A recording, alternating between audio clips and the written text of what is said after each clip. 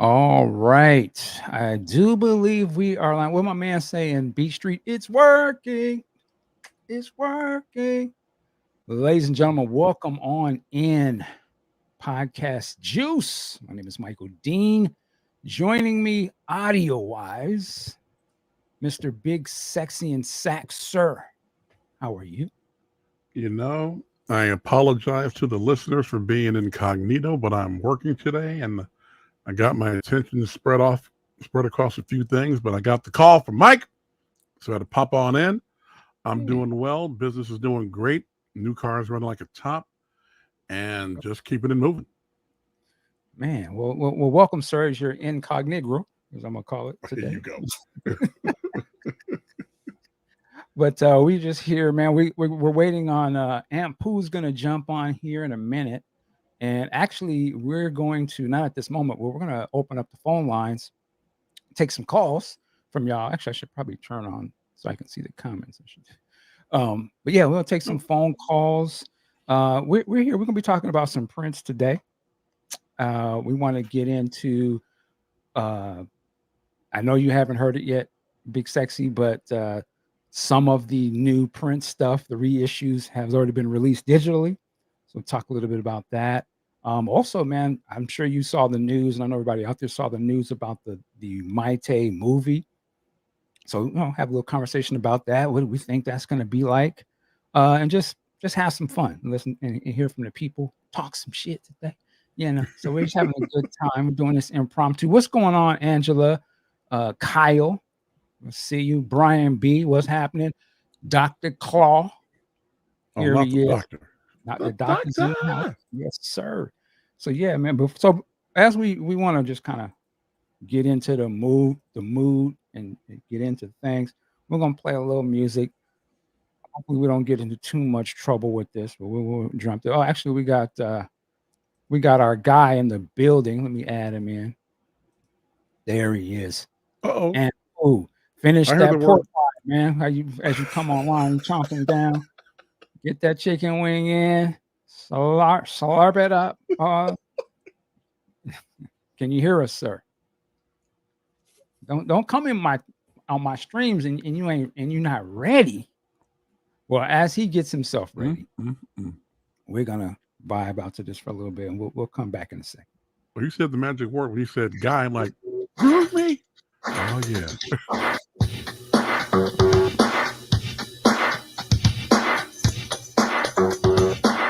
Yeah. That's a mean tambourine.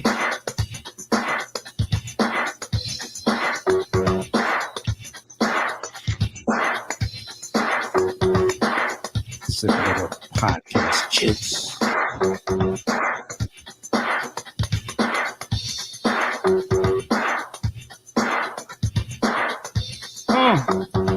Somebody bring Grandma a fan.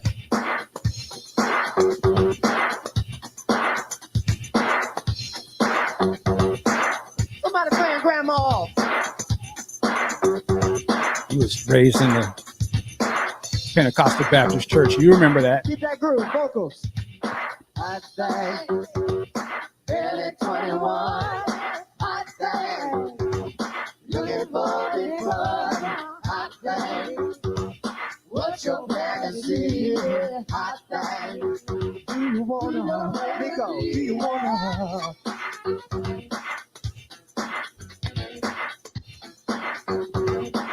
What up, April?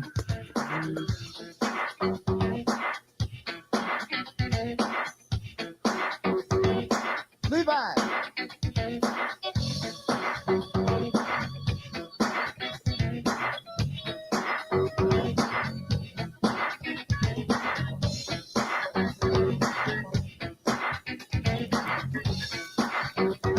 We're gonna call this Prince therapy for a second.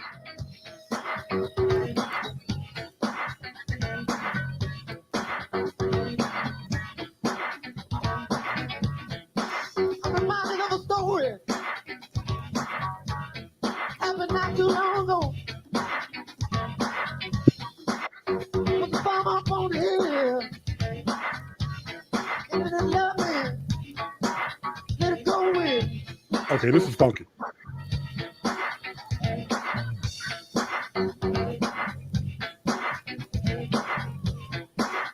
It's like when they settle in that little sweet spot, they just get in there, just groove.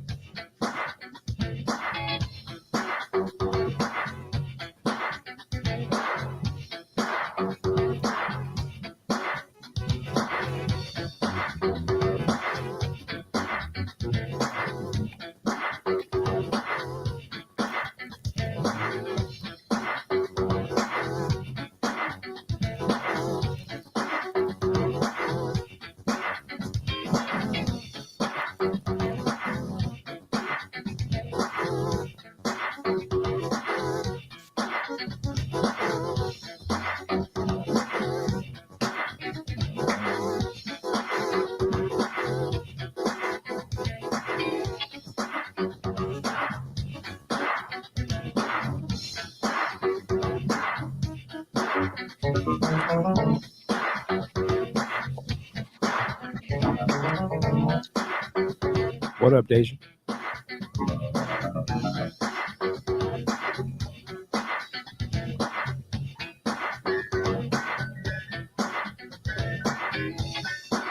This is a hot thing. 1987.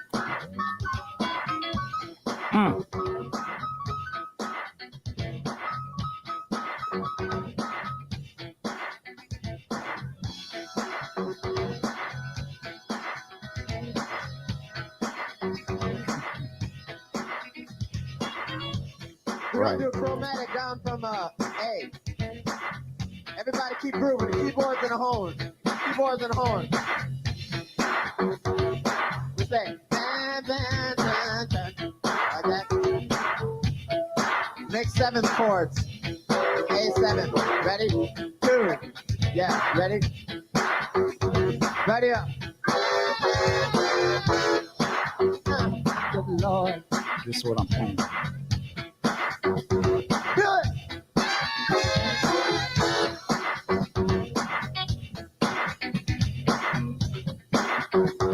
Good. Levi and Nico do it too. Do it.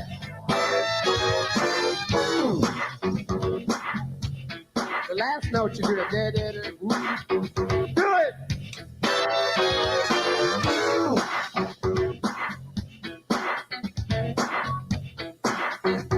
Do it.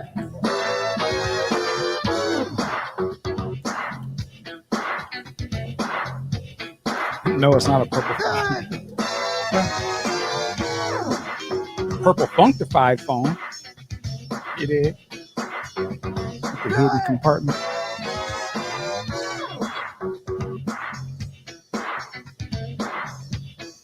Do it one more time. Stop. Big Sexy still here? Mm-hmm. He said, I'm the jungle, bro. Drums, bro. Oh. What's all that bullshit I hear?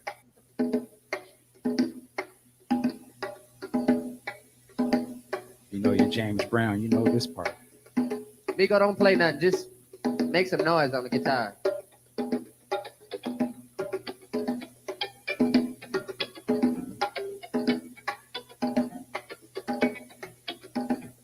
Everybody just make some noise. Don't play nothing. No.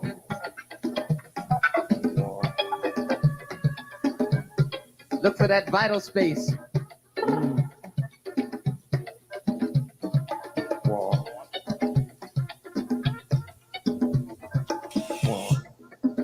Help me out on the congas, Brad.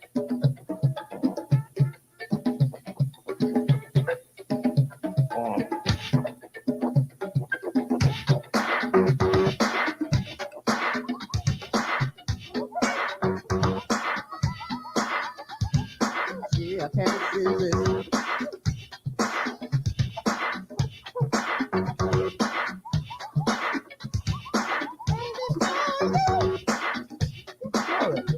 Hold up. Man, he stay on Jesse, don't he? Didn't he just do? He just shouted out 2 Jesse Johnson songs. Wait.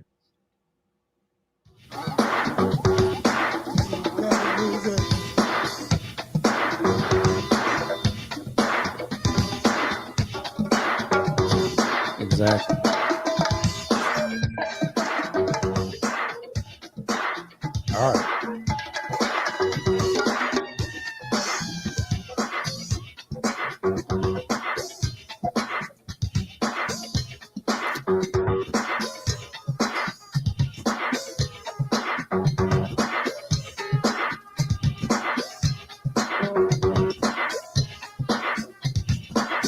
Stop the noise. This is drums.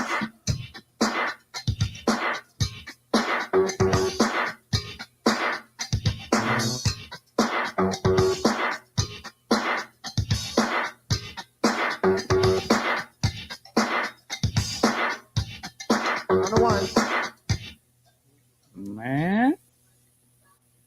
Okay, now we can start. What And was that? you there?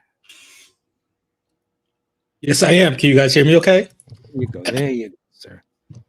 Yes, sir. Well, welcome in. And Big Sexy, all I know, I'm just looking at this YouTube, just says Prince, Hot Thing, Band Rehearsal, 1987. What I can tell you, I can't tell you necessary words from, but I can tell you it's smoking.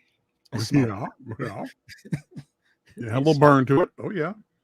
Man, I love when they just get into the songs and they just, like I said, they get into that groove and they just ride it out. What was Prince saying? He said, find the sweet spot. You know what I'm saying? Like, I love when he gets into that bag and just, that's why I'm here today. But yo, thank y'all. Welcome everybody, all that good stuff. Man, before we get into Antpooh, sir, what's up with you, sir? How you been? You're looking kind of lost, man. Whatever, bro. It is now official. Uh-oh. I'm sorry, Mark. I'm sorry, Violet. But Antpooh is the greatest attorney of the Discord podcast juice, as I am now 2-0 in legal cases. Thank you very much. Thank you.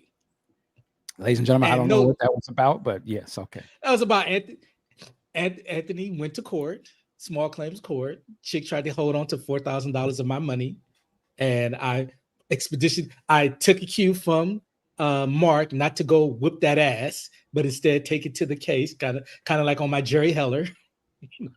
Remember that scene? And she tried. And as Prince once said, she tried to play me, but when you play me, you really play yourself. And I went in there, suited and booted, and outlined my case. And when she tried to come in with her boring crocodile tears and, oh, I'm just a poor old woman that's trying to run a small business, I hit back with, yeah, okay, give it an emotion. Here are the facts. And the judge saw it my way, and I won. And the worst part about it, well, for me, it was good. But for her, the worst part about it was she could have gave me the $4,000 back and we could have been done with this. But now, since I had to go to court and now I have a court victory, I now can recoup 3 times that amount, or $12,000. Sometimes it's, as Mike would say, sometimes you just take the L. All right. Well, congratulations, man. Thank you. Congratulations on would you say it was an old woman? You made her pay $4,000. Yes. It's quite nice. You damn right. You damn right. Oh, okay. Oh, well, there you go. All right. Well, salute to you. Age ain't got nothing to do with you messing with my money. Hey, this is a business. This is a business. So, okay. Well, man, let's get into some Prince conversations. Who here, and I'm talking to y'all out there as well, has listened to the Prince live at Glam Slam? Who here has checked that out yet? Have you, Big Sexy? Absolutely not. And why is that, man? I need to get my vinyl here. There it is. is. Get into it. It's that simple. Oh, okay. Until I get my SDE box, I'm not listening to any of it. Damn, you on that stance. You on that. Damn Skippy. That's right. Okay. Antpooh, have you had a chance to listen to this yet, or are you holding out as Yes, well? I have.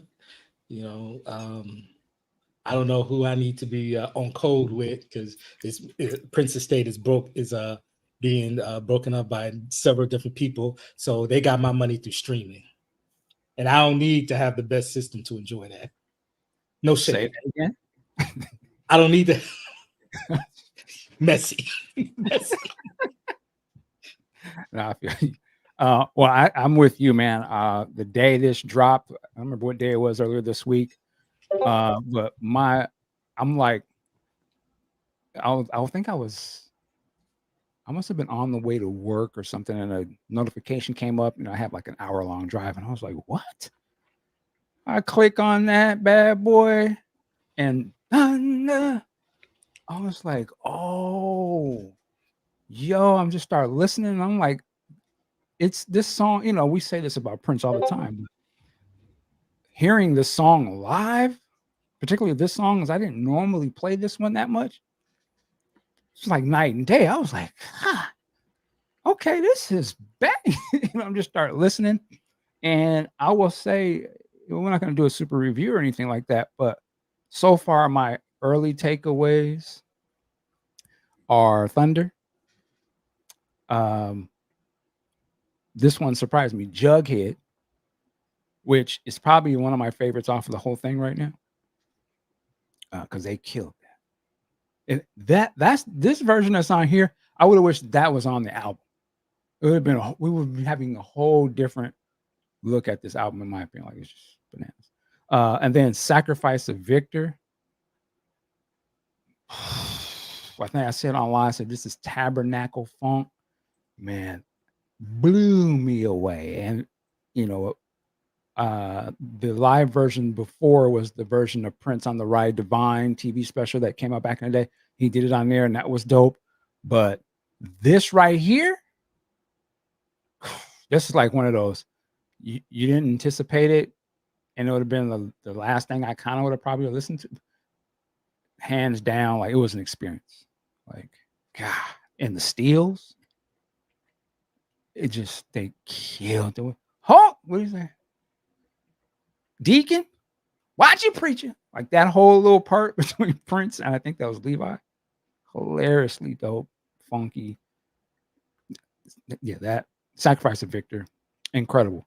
And then also, what was another one that I just lost my brain over? Kareem, which song I've heard before. I love the Arsenio version, but the version I hear just as dope. It's 13 minutes. And I will say the star of this for me, Rosie Gaines. Rosie sounds incredible. We already know she had a great voice, but live, and it's just and particularly on Jughead, when she just Jughead. I don't know if that's a recording or she's singing that live, which I assume it just has this feel to it, man. Like, I was like, okay, now I get what that record should have been. Not to say this, just this version is just I'm just running my mouth. But any favorites from you, Antpooh, that you've heard so far? Well, yeah, nothing compares to you. And surprisingly, early, well, I don't know how, well, yeah, since 92, Sexy MF. He wasn't fully in his bag that we would hear a great rendition a year later on the tour, but that version there definitely is a highlight for me. Yeah, man. Yeah, and have to co-sign Jughead. The Get Off House style. I was like, wait a minute, this ain't what I heard on the album, and it's just a whole different other take. But I'm feeling it. I feel that. Mm-hmm. Yeah. I say this, and it's interesting to be listening to this because we haven't seen it yet, or at least I haven't. It hasn't been released, aside from people who saw it at Celebration. So I can only imagine adding the visual element to what I've already been listening to. Because when you listen to it, I can't help but conjure certain things in my mind, what I kind of think might be happening, or at least the way I think is going on. But from looking at the clips that were released in the trailer for this, I don't know. I am ready, but I think I'm gonna be really blown away watching it and taking the audio. And it made me think about this the other day. I was thinking, like, one of the things the times I had seen Prince in concert, it was always so hard for me to remember visually kind of like what was happening.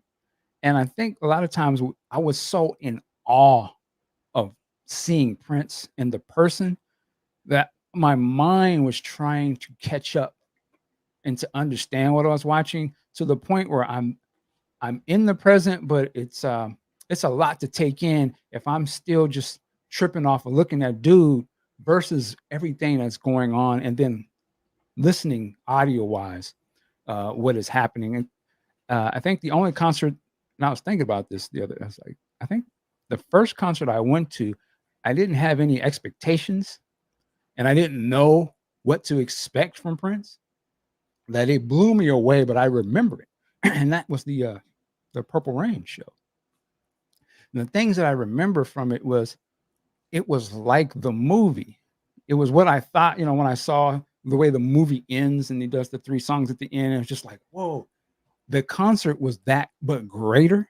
And it was right in front of me. So I was just like, whoa. And I didn't have a necessary frame of reference for Prince other than that movie. So I wasn't like comparing what he used to look like or the clothes or nothing. I just, this is Prince. Like, so I just took it in. But the next time I saw Prince live, which was many years later, Love Sexy, I couldn't pay attention to the show enough because I was so enamored or in awe of him. And I was just like, whoa. And I don't remember the way the concert was. And then there was so much going on around him.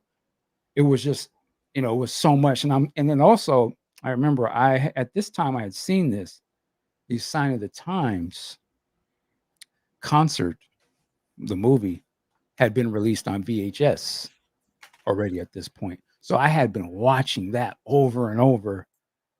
And my expectations was that when I go to see him, it was going to be like that. And it wasn't. Obviously, he didn't look like that. The band was even on a higher level. The stage was different. The music was different. So I was just so much trying to, in my mind, catch myself up to where he is now. And I'm looking at him in person and like, oh, he doesn't look like he does in Sign of the Times. And I'm just like trying to understand, like, oh, look at the clothing and da-da-da. That I don't remember as much of the actual music other than I loved it, but it went by so fast. And by the time I probably was like, okay, now this is what Prince is on right now, it's time to go. You've been inundated with so much stuff. So going back to this show, one, I'm still in awe of him at times, but I like that I can listen to it now and I'm digesting, I'm living with the music. Like I feel this, okay, I know what's coming. So when I watch this video, I'm already know the cues and the jams. Now I can just sit back and take in the visual explosion because, he's got the new fashions and the new people on stage and all of the dancers and stuff. So I'm just ready, man. I'm very excited. And it's interesting because, it's rare that I get excited. So I'm just to be excited about something from Prince. And again, we've already heard the Diamonds and Pearls album many times over the years, but there is new things that are coming that I just can't. Yeah, I'm excited for it to pop off. So I say I salute to Big Sexy. I know D'Angelo stays on this. Yeah, I don't want to hear nothing to come. I salute y'all for that. For me, like I said, Body Don't Want to Quit, gotta get another hit. I'm gonna go ahead and shoot it up right now and test it out for y'all and let y'all know this is the good stuff. But yeah, man, those out there, I haven't been paying attention to the chat, but anybody out there in the chat, have y'all listened to the music or are you waiting for the release? I'm interested to know. I see you, Chad. I see Art Collector clearly a scholar like myself is waiting with me. Oh, okay. Oh, here we go. Yeah, he said I'm with Big Sexy. Now I didn't know if he meant he was physically with you right now, or was No, great minds, man. Great minds. Help. I'll wait it out. Wait till it gets here. Get up on the big system, and let it rip. Okay. Freak tech. I'm saying right. Says, I'm going to Paisley Park for the album DVD release just to see the Glam Slam show on the big screen.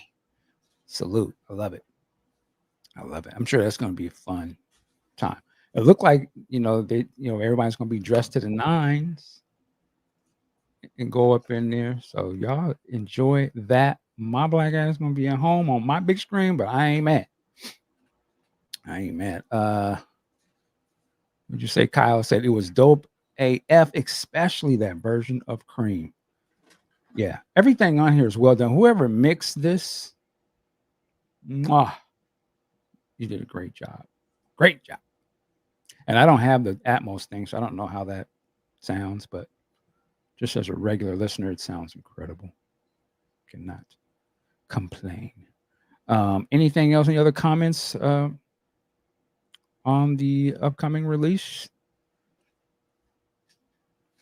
Nope. Yeah, I can't wait to see that live video. That's what I'm hoping for. Yeah. Did you mention on the show this morning? I know you and D'Angelo referenced someone did a unboxing video. Did you say that D'Angelo Kanissa's going to do one? Did it say who? Kanissa. Oh, I don't remember that. All right, because if she's not, I'll do one.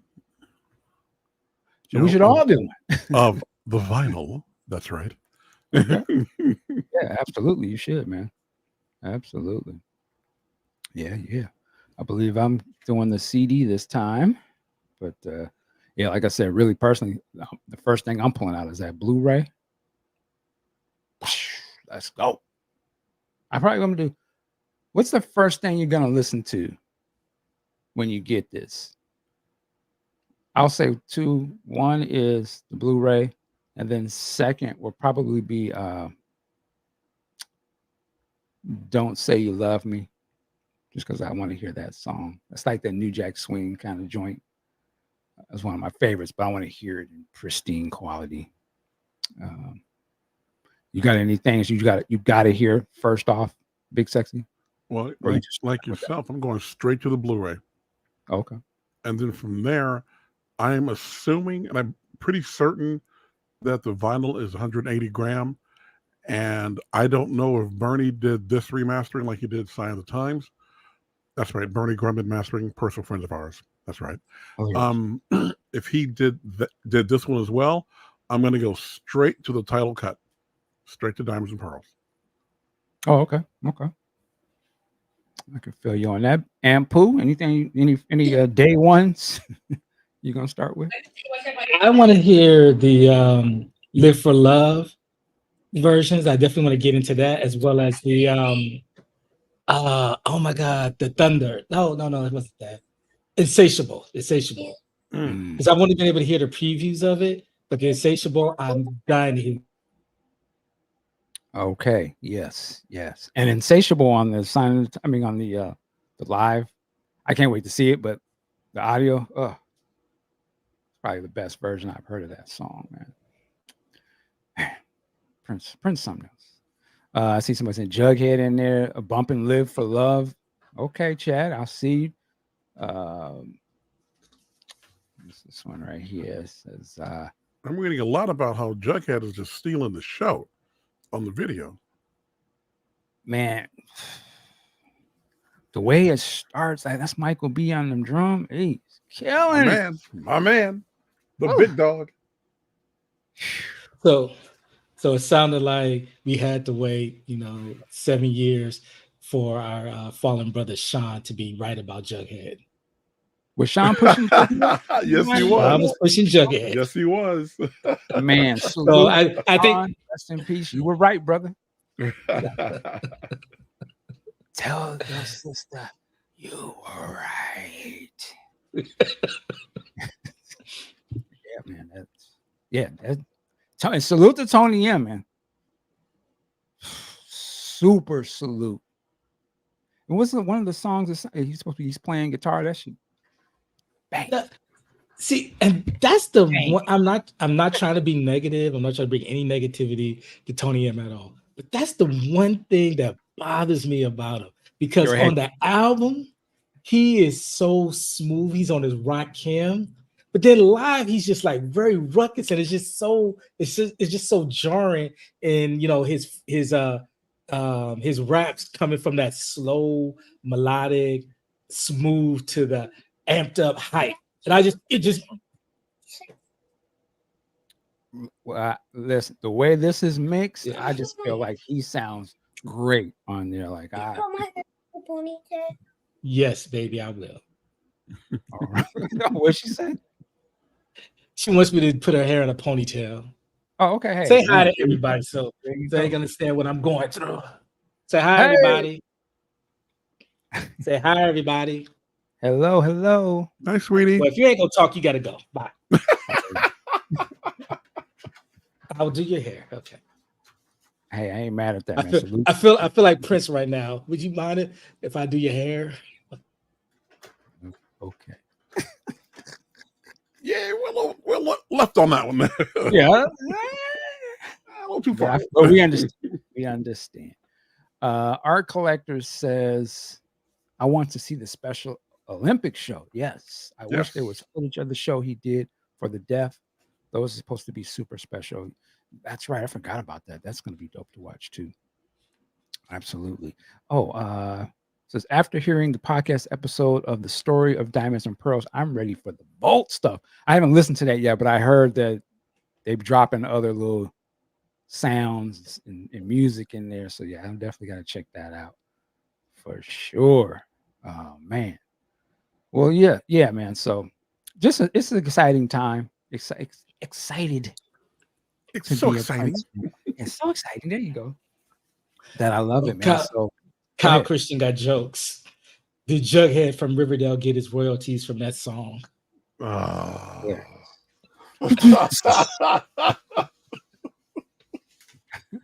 Here you go. All right. So definitely we are ready for all of that. Let's get into another. I'm sorry. Oh, sorry. Go ahead. I had a quick question because you posted it looked like a comment from a younger cat. I think he was 2023. I'm not sure. Oh yeah. And you was talking about how they discovered Prince.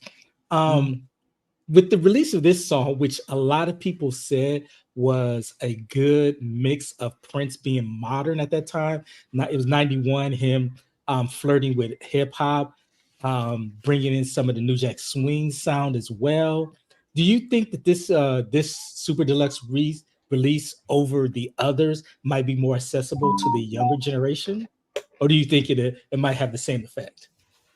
Or because it's not Purple Rain, it's not going to get any play regardless? Well, go ahead, Big Sexy, if you want to start. Well, I think it's one of those things where you have all these YouTube cats who are a lot younger than us are doing these reaction videos to the first time they've seen, a Prince performance, things like that. So to those cats who have already stuck their toe in the water, and their listeners, it's going to open up to venues like that, because we're getting it. We're already there. But the more people that expose him to newer audiences, the more traction he's going to get. And this will be the same thing, because they'll say, well, we saw him do such and such on that guy's reaction video. Let's see what this new one is. And they'll jump on that too. Because what's missing today, sorry, Mike, what's missing today is, and this is my own personal mountain I'm going to die on, musicianship just is not out there like it used to be. Now you're going to see what musicianship is. Okay.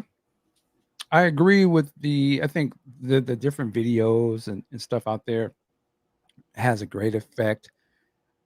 But this particular release, it's tough to say. I don't really know. I don't know who knows like the sales numbers of the last one or how those did. But I do think the penetration of more Prince on social media, whether it be YouTube or TikTok or all these other things, I think those probably have a greater chance to influence somebody who has a passing knowledge of Prince to maybe go check out something about him. looking at how they've released this so far, where of course there's the special edition deluxe package that only the hardcore fan is going to be able to spend that kind of money to do, versus them just saying the remastered version is already released digitally, right? It doesn't cost you anything to go listen to that. This concert is already released digitally before the physical product. I think, and I don't know the reasons behind that, but I can only speculate that, these digital releases may have, they'll probably have more of a reach to getting to a consumer than this physical product that they're going to have to go to the store and make a concerted effort to go buy, right? So that is what it is. So that's why I'm not mad about this stuff out, because for somebody, they may hear it and be like, yo, let me check this out, or at least I like that song. This is dope, and let me go listen to something else. So, the days of it having to be one way are over. It's all Prince, so it's out there, and there's the opportunity or the chance for somebody to hear it and to get into it and find their own way. And one thing he said about going out to get it, this kind of dovetails with what's going on with Best Buy. They announced they're going to stop all physical media. So the streaming and download numbers clearly support this, and that audience is there, and I'm sure it's doing well now with the advanced sales. But dinosaurs like me, look, I need the physical thing. I need the liner notes. I need all that. So I know where to get that as well. So it's the best of both worlds. And shout out to Angela right now. Angela, we know you're driving. Yes, a hell of a trick. Do like me. You have the phone hoisted right there in the middle, and you're looking, but you can kind of see. You keep your eye on the road. I didn't hear any of that. We have no responsibility. But salute to you for listening to us. Yeah, man. What Kyle says, supply and demand. Give them a little taste, and then after the Jones hit, make them pay like they weigh. Hilarious. Yeah, man. Like getting the music out there in any capacity. I'm all with it, man. Get in how you fit in, and have fun, man. Like the main thing to me, I would say, the takeaway for me is whatever song you listen to. I don't care what song it is, but if you feel that joint and it makes you feel good, then that's what it's about. Like you're supposed to feel it and it makes you do something good or feel a certain way, then that's it. Whether you go and listen to all the other albums, that's cool too, but I'd rather you just find something that you enjoy, man. And there's a lot of good stuff to enjoy. All right. Wait, hold on, Mike. One more thing. Yes. I see that my man Kyle put out a shout out to Rudolph Isley. I'm going to drop a little scoop for everybody here. I was speaking with Living Colors guitarist Vernon Reed a week ago, and he's going to be here in February. And he's agreed to sit down with yours truly. We're going to talk guitars, talk music over a dinner downtown, and just chop it up. And I will be recording it for the podcast. Right on, man. Salute to you. That's dope. Living Color. They don't. Yeah, I'm not gonna say that. Living Color gets all the flowers because we give it to them. So that's what's up. You said, what am I sipping on? A little tasty taste. Podcast juice. By way of Corona. There you go. But I don't endorse you to do that unless you're 21 and that's something you want to do. But anyway, no, that's great news, man. Great news. I can't wait to hear that. All right, let's move on. It flashed on the screen there. We're going to bring it up. So we have heard the news that has come out that Maite, her book, which I am a fan of the book, The Most Beautiful My Life with Prince, is going to be turned into a feature film. I remember when I saw that headline come, I was like, whoa, word? This is going to be interesting. That's what I like to say. There's a lot of questions now. Hopefully, a lot of these questions will be answered. And salute to Funkatopia. So he's going to have an interview with Maite, I believe, this coming Monday. I'm not sure of the time. If somebody can put that in here. But man, that's going to be great. As all of his stuff is great. You should definitely check him out and subscribe. But I wanted to get, without knowing anything other than what's in the press release, which we're going to read here, just, have a conversation. I really want to hear from y'all out there. What is your thoughts, expectations? So let me read a little bit of this. And this is from the wrap.com. So the best selling book, The Most Beautiful, My Life with Prince, is getting the big screen treatment. Crazy Legs Features has inked a deal to turn the New York Times bestseller from the late musician's first wife, Maite Garcia, into a feature biopic.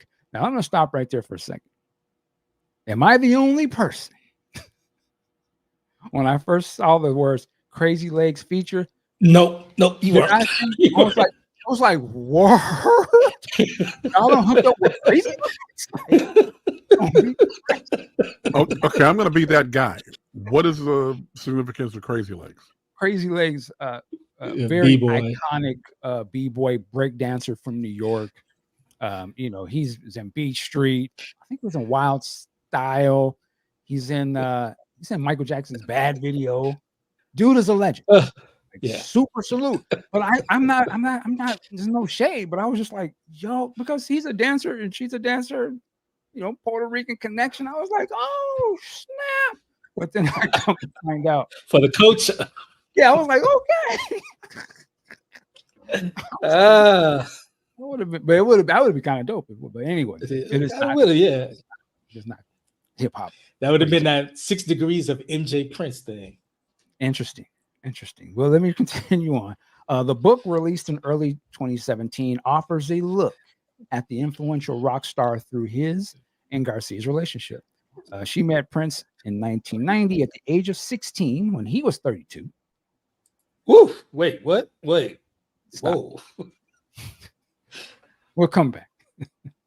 Following a 4-year courtship, during which time Prince became the then 17-year-old's legal guardian. They married in 1996.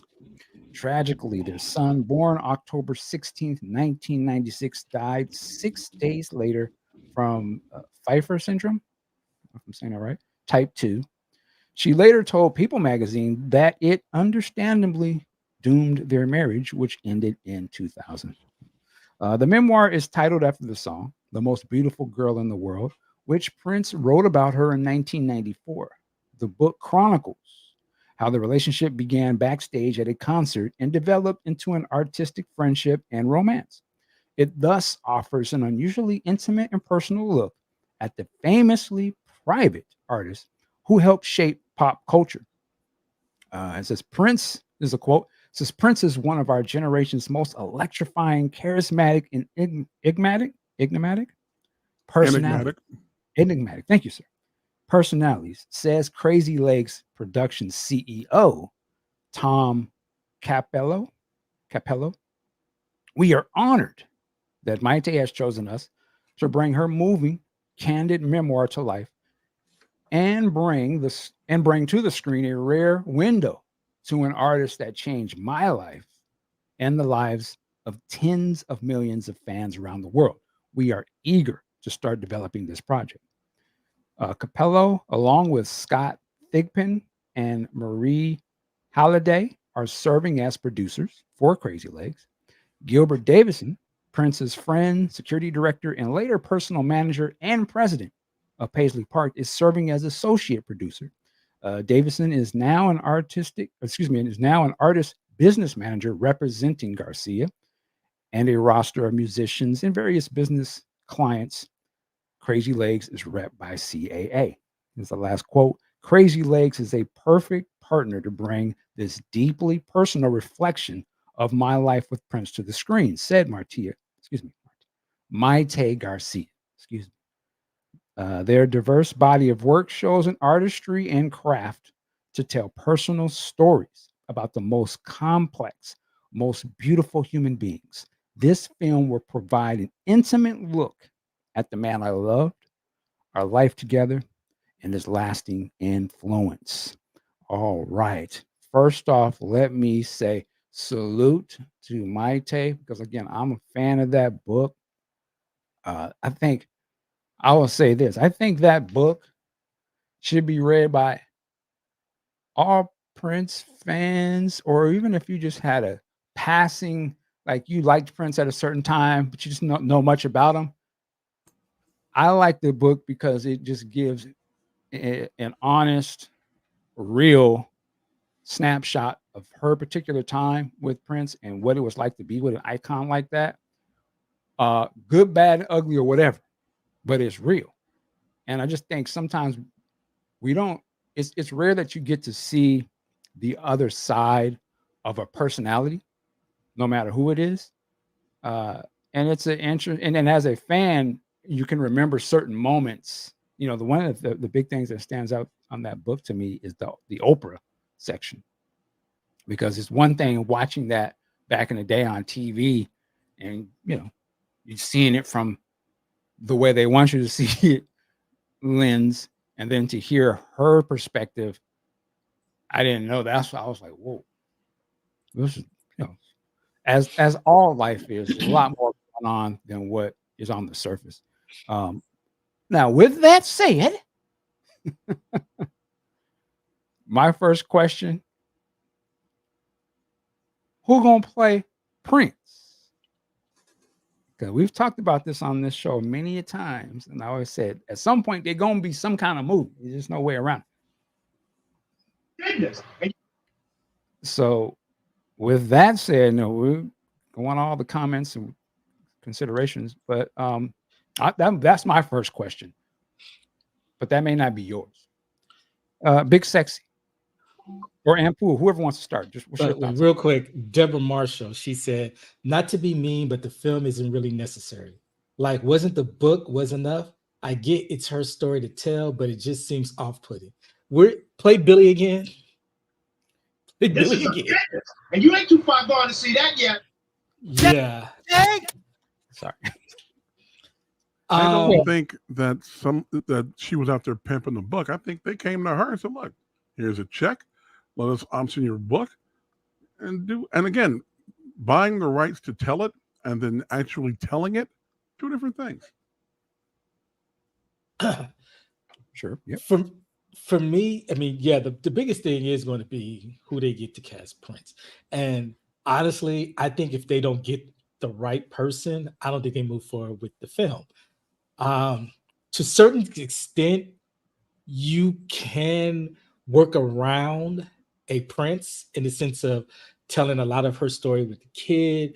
I'm sorry, when she was a child, showing her perspective through things that can. There are a lot of things in there that can be shown that doesn't revolve Prince if you don't get the right actor. But that's ultimately who they got, and if they're good playing him, is going to make or break this film if it gets made, in my opinion. Because the wrong person, you're looking at Flex, you're looking at Stop. Damn, I'm just saying, you get the wrong person. That's all they're going to see is who. They're not going to give the story a chance because all they're going to see is who the hell is this guy trying to be Prince. Now, I think you dropped that clip in Discord to clown old boy. But for me, that clip that you put in the Discord with the guy where he was designing the symbol, I don't know where that's from. I thought dude did a pretty good job. Now, like I said in the chat, I reserve the right to clown him if I find out he's not FBA. But I thought he really gave off some of his mannerism and was very good at portraying Prince. What's that all things considered? What's that one viral clip? I think is it Denzel.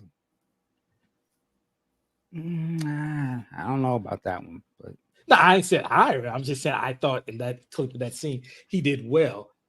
For me, the story that they'll tell, this love affair, it's going to end up being really sad.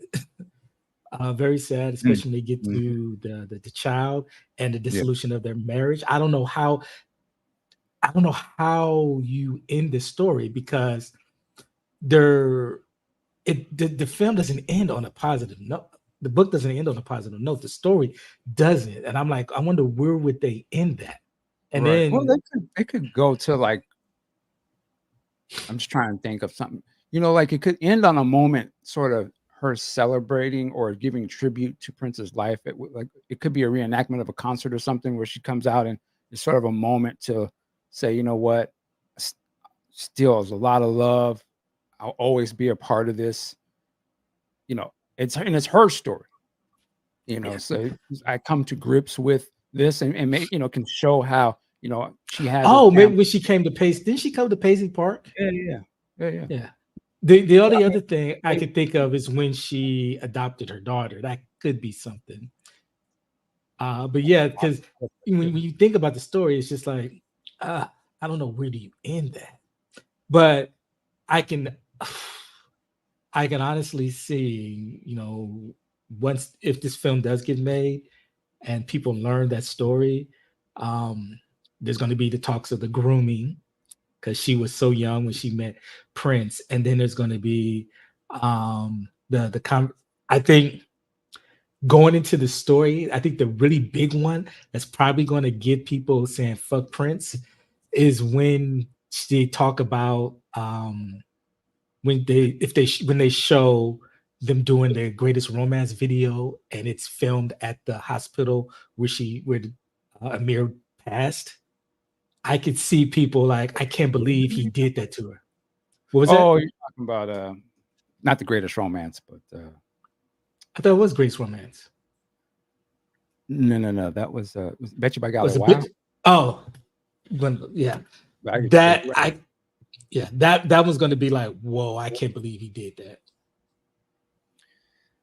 Well, here's the thing. I think too is that there's no dirt on Prince's name. You feel me? Like Prince is Yeah, yeah. icon. The community holds him down. I'm not even talking about the Prince world. I'm talking about in the culture of music. I'm talking about in Black culture. Prince is our hero. You see what I'm saying? So there isn't there's no dirt on Prince's name. And uh this movie, not to say this movie will but there's nothing that anyone can say at this point that's like, we're not trying to hear that. You know what I mean? Like there's just that type of, you're not gonna go at our guy. So I think the people that are making this movie have to take all of this stuff into consideration to like, how are we going to tell this tale about this Black man? That's how I'm framing it. Who's a legend. He ain't here now. I don't know if the states are part of this. So none of these things I don't know. Hopefully she can address some of this. But in just saying things, you got to consider that this dude is a hero, rightfully so. But again, her story is just as important.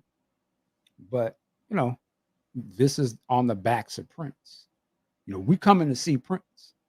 Let's keep it a buck. Right? We want to see Prince. This is gonna be a Prince story. This is how it's gonna play to the average person. Oh, this is the Prince story. Okay. You know what I mean? So there's a lot to consider. I think somebody brought up, is it gonna have the music? Can you do it without the music? Well, of course you can. But that is such a big part of Prince is the music, how them outfits gonna look. The set design got to the way that when he walk on screen, if he don't have that swag and his gear ain't Paisley Park crisp, and the hair ain't Kim Berry crisp, you know what I'm saying? And the mannerisms and the look, those are all things that's gonna take a person out the movie off the rip, and they got to be on point. Now I don't know if this is a big budget. Now, Crazy Lake Production has a website. You can go see what their stuff look like uh, and judge it for yourself. But yeah, I mean, there's just a lot of questions in terms of how the production. I think the story is a good story. again, to me, the story, I love that book. And I know the book is controversial amongst fans. It is what it is. But that's her story. I'm gonna stand on it. But yeah, the movie is this. I'm ready. I want to see what they come up with. But I'm just saying, you gotta really treat it on a high level. Everything Prince did was on a high level. Even Graffiti Bridge, goddamn it, was Prince's high level of presentation. You know what I mean? Like he didn't look crazy. It was everything look wise was dope. Music was dope. And so now we're moving into the biopic realm of Prince. Whoever's the first one out the gate, all eyes on me. It's the same way that Tupac movie that came out. There was a lot of scrutiny over that movie. I actually kind of liked it, but I can look at it objectively and I can see why a lot of people panned it as well. Because it's a beloved, it's a person that's Pac, right? You're not gonna do him wrong. We're not gonna even allow you to do it wrong. And if it doesn't look like it's supposed to, people gonna be vocal and be like, that ain't it. Don't even go see it. I don't want them to do that on Prince. So that's what I'm saying. Like this movie, if you're gonna do the movie, it's got to be on point, man. You know, I'm curious. Yeah, how they gonna? Yeah, there's a lot of questions, but you know, I'm here for it. Funk Guitar World. Someone asked who's gonna play Manuela, and Funk Guitar World said J-Lo. I'm like, that'd be interesting. Okay. Big Sexy, you got any thoughts on? Well, the main concern for me is what it was, or the same concerns I had on the Jimi Hendrix attempted films. If you don't have the music, you don't have a film. Period. You know, they could shoot around Prince. They could use video footage, interview footage of different things to show how they were interacting with each other. But if you don't have the most beautiful girl in the world in this, forget it. Forget it. So I don't know what their budget is or how they're going to go ahead and bring in other money to do this.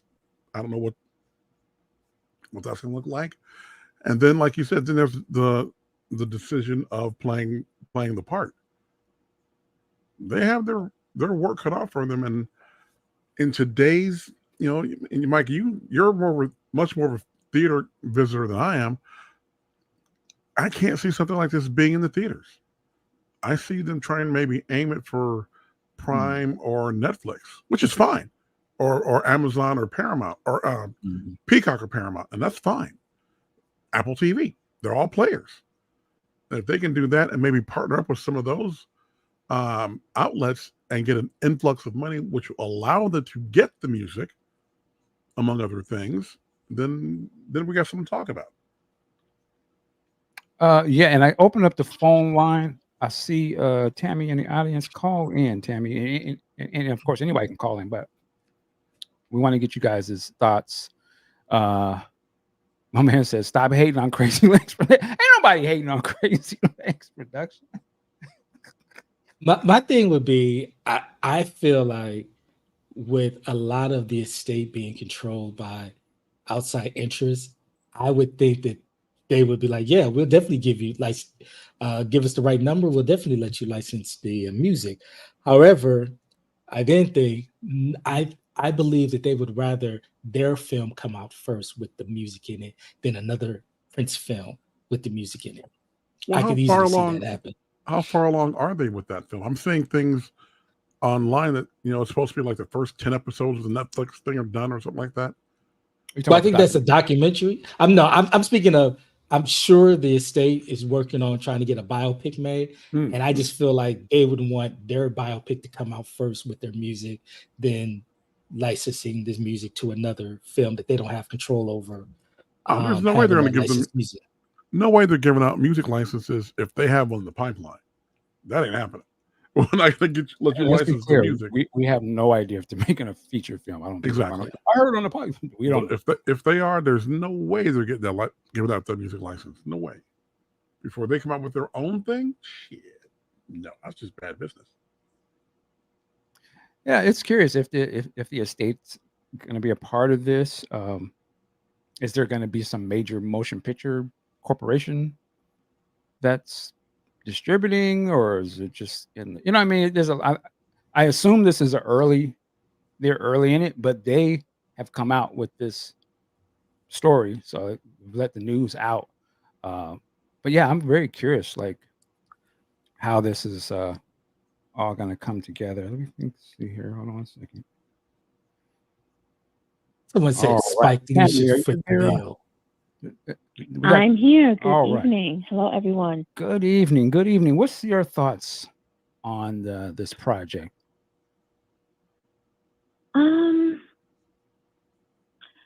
I think we have to really sort of wait until my take gives a little insight on what it's actually going to be. I'm very much afraid because I feel like, to Big Sexy's point, I don't want Prince to fall in the same category as what they did with Jimi Hendrix, what they did with the Jacksons. They should have the same sort of quality. We spoke about this briefly as Ray Charles, Denzel. Like once you were watching them, you forgot who they were, and now you're brought into the story of who the person was and what their life was about. So I think they have to really tread lightly. And let's pose a question to you guys. Do you think that Warner Brothers is quietly waiting to jump in to be the ones to do the biopic? What are your thoughts? I could only hope. I mean, speaking of Warner Brothers Pictures, to me, they make good movies. Like, that's what they do. They make big budget movies. The synergy from an outsider's point of view would be like, well, okay, you got Warner's Pictures, and I don't know how the music arm works anymore, but there's got to be some connection there. Obviously, these are all big corporations that are going to get you out there on a higher scale. So I could only hope that another thing like that. But again, who knows? Like, also, I would throw in who you get to direct this, right? That's also going to be who's going to direct. Right. Now, if they just said, if I didn't know nothing else and it says Spike Lee, I'm all in. But I'm very curious. Yeah, who's going to direct this movie as well? But you guys have answers to her question. Big Sex. Yes. I was distracted. I'm sorry. As far as the director, that's a problematic decision there as well. I'm sure a lot of people will be championing certain directors, and if a popular choice isn't selected, that's a problem. And if a choice who doesn't have the track record is selected, that's a problem too. And again, the money is going to be the key here, because if they get we'll say Spike Lee. Spike does not come cheap. I was listening to an interview with Cedric the Entertainer this week, and he talked about when they did the Kings of Comedy film. He said, look, we had other directors on the table, but we wanted Spike, and Spike cost the most by far. So that's another thing you have to factor in. And I hope they don't get so caught up with, getting the music rights, getting the top flight director, that they can't get top flight talent. That's the problem. And I'm not a EP by any stretch, but these things need to balance out. And, we will see. I mean, a lot of it is really up in the air because like we've all said, this is just the beginning. They just bought the rights. Okay, fine. And we're just getting started. There's no treatment in place. There's no writer that's been selected to, fatten it up or lean out certain parts. There's a lot to this. I think we lost Tammy. I'm going to call her back. Oh, you got it like that? Oh, there it is. Sorry about these noises. That's not funny. Sheila E. is not directing. Hello? Hey, Hey, Tim. the call dropped. Yeah, sorry about So, that. as I was saying, if you'd have asked me this 7 years ago, I'd have been like, hell no. Prince told his story. But again, what I said before is that we, as the fans, we think we know Prince, but it's definitely multifaceted. There's his family, there's the people he worked with, his band members, the businessman, the lover, the husband. Just so you got different forms of Prince, if you will. So he chose Maite, and she has a right to tell her story. And I enjoyed the book, and you learn some things. I mean, you think you know a person, and you realize, that might not have been too cool. But you have to look at it through the lens of this person was human, and there's good things and bad things about everybody, all of us, and I don't think she intends to do anything malicious or ill intent. So that's my thoughts on that. But I hope that he does in the future get the biopic that he deserves, because now we have younger fans coming up, and they'll never be able to see concerts or be able to see footage, but to get a glimpse into who Prince was, that's a big undertaking. And it also calls for people who was in his life, which I really, really want to give a shout out to Wally, because he was a walking encyclopedia. And I think he would have been a great asset to if there was a biopic in the future. So yeah. You made me think about something when you said, there might be younger people that are going to see this. It made me think it'd be interesting if a project like this would be the first thing that somebody saw. I'm trying to think. I guess any biopic movie could fall into that.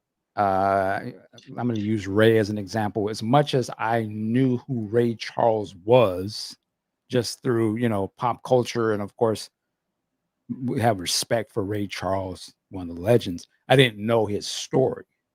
And watching that movie, I was like, wow. I was like, oh, I didn't know he was like that. But it didn't shy me away from him. It made me I was like, yeah, he's been through some stuff. I can actually kind of relate. Like, he's not, he's a person. Even the James Brown biopic movie, there was some things in there. I was like, James was a wild boy. But that was the truth. I guess that was the truth of him. So I guess I shouldn't be too concerned if somebody comes into and they see this and it's like, man, that dude, okay. Maybe that probably won't stop you from having an appreciation of the music and what he stood for, what Prince was about. But these are just, I guess, again, we're here as fans, so we're very sensitive to this. I know there are Prince fans that are like the total opposite, like, this is so genius. And I get that. I understand that too. I understand. But like you said, I don't think she's doing anything to tarnish Prince at all. I think she loves Prince to the fullest. So yeah, I mean, yeah, we knew this day was coming. It's just eventually. Eventually. But you know what? I'd rather her touch it because she was there. But I hope it's done with guidance to people who are seasoned professionals to really give it a good treatment. Maybe it's not a big feature film. Maybe it's on, I think someone mentioned if it's Netflix or Apple TV, something a little bit smaller. It just gives an insight to those later years, because we already have the Purple Rain. But what was the late 90s like? And it's just a new power generation era. High energy, amazing time, a time of reinvention. Prince really was, it was our generation of hip hop and just that era, and it's just important that they really show the musicianship of Prince, more so than the other stuff. I mean, you could put that in there, but show who he was, because to this point, our boy is good. in terms of his level of excellence. So let's maintain that on film as well. And do we need to hear those truths of, hey, he's called you up to rehearse at 3 o'clock in the morning, you're pissed off? Yeah, show that too. It's all part of it. But I got a lot. I've been for years, and no one, of course, it would fall on deaf ears. I heard about a gentleman called Joseph Boulogne de Chevalier, and now there is a film finally about de Chevalier. Excuse my enunciation. And now you get to see he studied with Marie Antoinette. There was a lot of comparisons to Prince. Same thing with the Billie Holiday story with Diana Ross. All these things give you insight to people of the past and telling their stories. And Josephine Baker, who I highly revere, she's whole from the 1920s and 30s. So the only thing I have of that is just reading, but I'm fascinated with her. I think her story is amazing. And if there's another story about her, I know Lynn Whitfield did it. I would love to see someone like Ruth, the actress on Passing. I think her name is Ruth Mega, I think her name is. Again, so it just has to be handled with care. And I think the fans have to be really, just give it a chance. That's all. Just give it a chance. And if it's bad afterwards, then hey, rip it a new hole. But for now, be open-minded as a fan. Yeah. And callers, I'll see you calling in. We'll bring you in a second. And also, Maite is, I'm Team Maite. That's the first lady. As far as I'm concerned, she has a love for animals. And Maite's a cool person. Like this, she's a cool person. Yeah, Always nothing been bad about Maite. keeled, even tempered, and she's been through a lot. She spent half of her youth with a high-profile man. And it probably was not easy. So. And lost 2 children. If she had to make certain choices to, survive, be it, she's selling the house or selling things. I mean, come on, you don't know what she had to go through. And I just hope that people will maintain a level of, hey, what happened in your own relationships, instead of being cruel and spewing vitriol towards someone that they don't know. Yeah. Too, it's unfortunately when you are associated with somebody big like a Prince, that's a part, unfortunately, that's a part of the game. Yeah. Because they are so beloved. And because we are here to hear about that person, they're going to, and if they don't know you or who, they're going to question what is the motive, what's going on here, how's the representation being done. It's just, there's a lot. So it'd be one thing if this movie was about, D'Angelo or something, which I love, but it's about an iconic person in the world that everybody loves, and he's not here anymore. So I think they have to know, if you think the book scrutiny, the movie scrutiny is what it is. All movies fall under that. We see this happening with Disney, Marvel, scrutinized to hell, because those are products that they're trying to sell for people to go put their money to watch. So not only is this a product on that level, but it's also about somebody that is so rooted personally with people who love music that, you have to have kid gloves. It's got to be on point. It's got to be everything Prince was about, which was being on point, super rehearsed, perfection. You know what I mean? Like perfectionism. It has to be a reflection of that. Otherwise, the people who have a high expectation, because what a Prince gave us, we can only judge it off of his legacy. So it's we can't be hypocrites either. I mean, there's a lot of things that Prince, him being a private person, would not want to be revealed or discussed. He didn't want this music out, but here we are buying it. All of Right. us. Right. Yep. You know, Because so if he was here, you wouldn't can't be no special edition deluxe exactly. diamonds and pearls. Let's keep that It wouldn't be above. none of this. Yeah. You're not going to hear Glam Sam live, which is No. amazing. But you know, that would have been his. That would have been his wish. And I'll tell you one thing: if I could take Prince being here and I don't hear another song again, I'd have Prince here in a heartbeat Mm. because that's where the love is. I love that. But Tammy, let he's me. not. Oh, go ahead. Go But ahead. he's not here.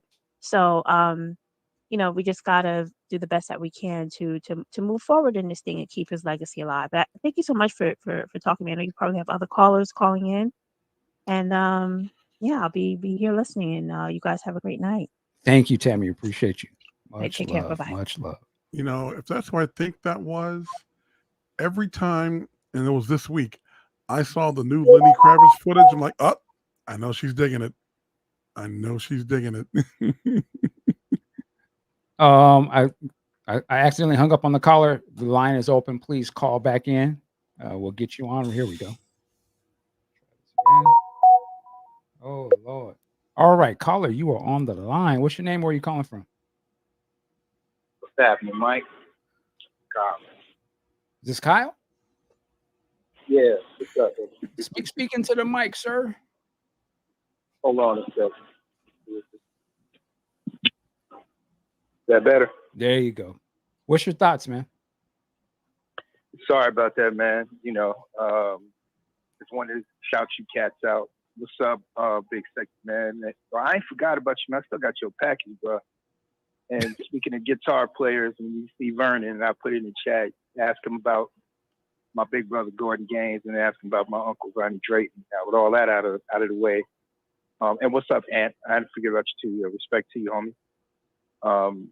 I hear what y'all talking about, man. That's going to be real difficult to represent that cat's musicianship alone. That's going to be extremely hard. And to avoid having that film come out similar to the way they attempted to do both Jimi Hendrix films and both without the music, real difficult. Real difficult. Got it. All right, man. Well, You know thank what you, I'm saying? sir. So I'm going to go ahead, man. Yo, peace to you and your family, man. Y'all go ahead and do your thing. Y'all be safe, man. All right, appreciate you. I'll get at y'all soon, man. Peace, brother. All right, thank you. Peace. Later. All right. Thank you, Kyle. Phone lines are open. We definitely want to hear from you guys as well. What's your thoughts on this movie? The announcement. Again, salute to Funkatopia. He's going to have an interview with Maite coming up Monday. Check him out to get the times and everything. But that's definitely going to be something to check out. Hopefully we can get some more info on this project that's coming. But yeah, man, a Prince. That's the thing. Is it a Prince biopic or is it a Maite? This is the Maite story. Yeah, you know, about her relationship with the purple one. I don't think someone put in something about the musicianship being portrayed will be difficult. I don't think it'll be an issue in this particular film.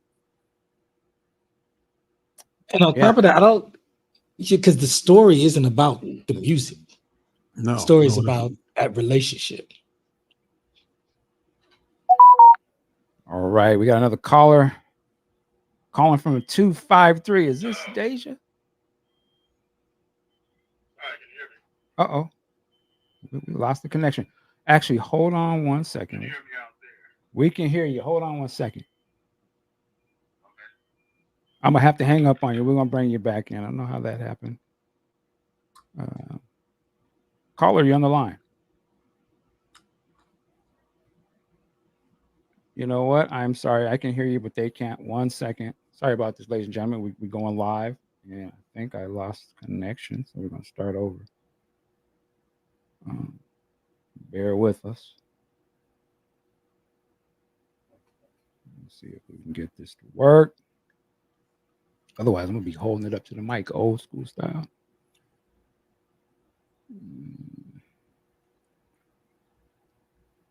Y'all supposed to keep talking while I'm doing this. Hey, well, look at talking. Y'all look. Damn. Actually, like the official estate biopic.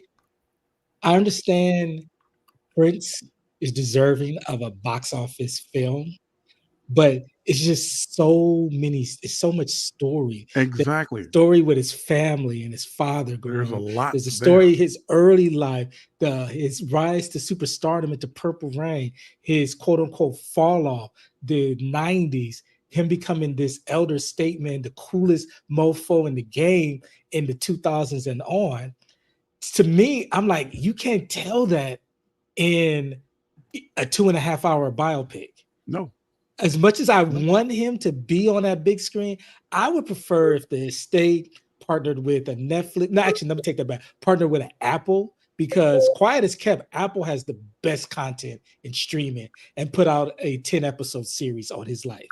Again, it's not as sexy as a theatrical release that does $400 billion like what was it, that movie like Bohemian Rhapsody. But I mean, for the story that you'd want to see that chronicles everything, a 10 episode series, I feel would be the best way. And Bohemian Real quick, left out a lot of call things. now. Go ahead. Left out a lot of things. Bohemian Rhapsody. But I mean, go ahead and hit Billy for us, Mike. And with Prince, the output is so huge. That's the thing, you know. Hello. The output wasn't that big. Oh, hello. Hold on 1 second, call. Hello. Hello. Hello. Who's this? Hello. Hey, what's going on? What's your name? Where you calling from? Michael, it's Deja. Deja, what's happening? Oh, she called you out too. Michael, this is Deja. What's going on, Deja? Got disconnected. Yeah, sorry, but I had some technical difficulties. My bad. But what's your take on this? What's your thoughts? When I first saw it, I was honestly surprised because just before this was announced, you know, people were talking about this Netflix docuseries that's supposed to be coming out, and that's been in the talks for like a couple years now, I think. So I'm really anticipating to see that. If this comes out in the movie theaters, I'm going to be waiting till it's streaming because I just don't think this is movie theater material. I think this is better suited for like Netflix, Hulu, something like that. And also, I agree with Antpooh, you know, Prince's life, you know, that's not going to fit a 2-hour biopic. That would have to be documentary or have to be like something like how Hulu's been doing the stories of like real life people. They've been doing those kind of things for multiple episodes. It would have to be something like that. It couldn't be a movie because there's been so many people in and out of his life and his career span like 30, 40 plus years. It's going to be really hard to do that in just a one movie, one biopic. Yeah, I agree with that. Maybe somebody mentioned it, and I made me think about this upcoming Michael biopic. And I'm trying to remember, is it covering a certain period of his life, or is it like his whole thing? Because if any, I mean, and I'm not trying to start no stuff. He has obviously a way longer career than Prince's. You know, being a kid star as well. But you know, I could see it either way. The fan in me wants the multi-part episodes, you know, to really go through the whole thing. But then there's a part of me that would just love the big budget movie, IMAX, you know, super high budget, super detailed. You know what I mean? Like the production value was immaculate, which I know they can do that too. So I don't know. To me, it's all about though, who's telling the story and what perspective. And did they really get Prince? Because I think the person who's behind this, whatever, not just the mic, they really need to understand who Prince was and what makes Prince to the people, and then what they can show us that we haven't. You know what I mean? Like there's a lot there. It's not an easy subject to document. One thing, yeah, and not to mention just the casting of Prince alone. I mean, Prince was very unique, not just with his talent and you know, who he was as a person, but his physicality too. You know, there's not a lot of people out there that, you know, resemble him that much. I mean, they could find somebody, but that person's definitely going to have their work cut out for them, you know, to really capture his essence and, you know, how he kind of was on stage. You know, that's going to be something too, just the casting itself. Right. Speaking of casting, I was just thinking, you know who I think could be good is this guy, Chance Perdomo. He was in The Chilling Adventures of Sabrina, and he's in the show Gen V, the Boys spinoff. And he's shown me he can act. But then I did a Google search and I found out that he was British, and I'm like, damn, nope. He's got to be that BA. Damn. There you go. One What do you thing- mean by FBA? I don't understand the. What is that? One thing that Funk Guitar World said, and I have to agree completely, is that if they did a Last Dance type thing like they did with Michael Jordan, you know, you give them 10 episodes, 2 hours each episode, that will tell the story. And with Apple TV, you know, on board with that, that would drive tons of viewers to them. You know, and I think Elena asked if there's a David Bowie film. I don't believe there is. I don't believe there is yet. See, that's the problem when you have these artists with these enormous catalogs and different phases of their career. Now, you mentioned Michael Jackson. I was talking to someone last night at this really, really bad independent film. Damn, oh my God, it was horrible. But I digress. And we're talking about that, and we talked in particular about when they left Motown, you know, and that's something a lot of people will get caught up. Oh, we want to see the Billie Jean yet. No, you don't get to the Billie Jean without Michael and the brothers going through being dropped from Motown because they wanted to do their own thing creatively. And Barry said, no, and by the way, I'm keeping the name, get out, you know, and they had to really reinvent themselves. You have to tell that story too. So there's a lot to, you know, iconic artists like that you want to get in there. You can't just be Gary Indiana and then going back to Indiana and then Billie Jean. No, there's a lot more to it. Interesting. Well, I would say that the greatest Michael Jackson's movie has already been made, in my opinion. That was the TV. Oh man, No. That was on point. Who left the towel in the room? Who left the towel in the pool? Go get a baby. Michael. The Jackson's American Dream. Yes. That one? Yes. I need that on 4K. That Come was on, the best one. Angela Bassett? Yeah, that's the best Oh one. yeah, she did that. She did the damn thing. Go to bed. Freddie Boom Boom Washington. Come on now. Yeah, he killed that. He didn't kill anything. He killed that. Oh, it could be done better. It could be done better. Anything could be done better. So far, that's they done did. That's still dope. That movie. Let's do this. The great ones, in my opinion, you gotta get the great ones have been Jackson's one, New Edition. I thought that was dope. That's not like that was on TV. That introduced a lot of young people in New Edition and up on them. I loved it. I loved the Bobby one, truth be told. Tina Turner movie, yes. Angela Bassett once again. Yep. Ray was spectacular. I actually even like the James Brown one with Chadwick Boseman. Chadwick. You know, I thought that was good. I mean, those are some of my favorites. And Deja, I'm gonna let you go so we can let other people come in. But thank you again. Okay. Now that we've gotten, it's been years since it came out, and we've kind of had our moment to dissect it. Does Straight Outta Compton still hold up for you? Because I'm gonna be honest, it kind of isn't for me anymore. It's fantasy, but I still like it. It's based on a true story. Yeah. Looking back on that though. I'm sorry, say it again. It has high production value. I mean, for what it is. Yeah. I thought Ice Cube's son killed that. The guy who played Dre, I thought he did. Of course, Mitchell. No, not him. No, Jason Mitchell. Jason Mitchell, yeah. Robbed of an Oscar, in my opinion. Yeah, they killed that. That was dope. Yeah. Well, we got a new caller on the line from 313. What's your name? Where are you calling from?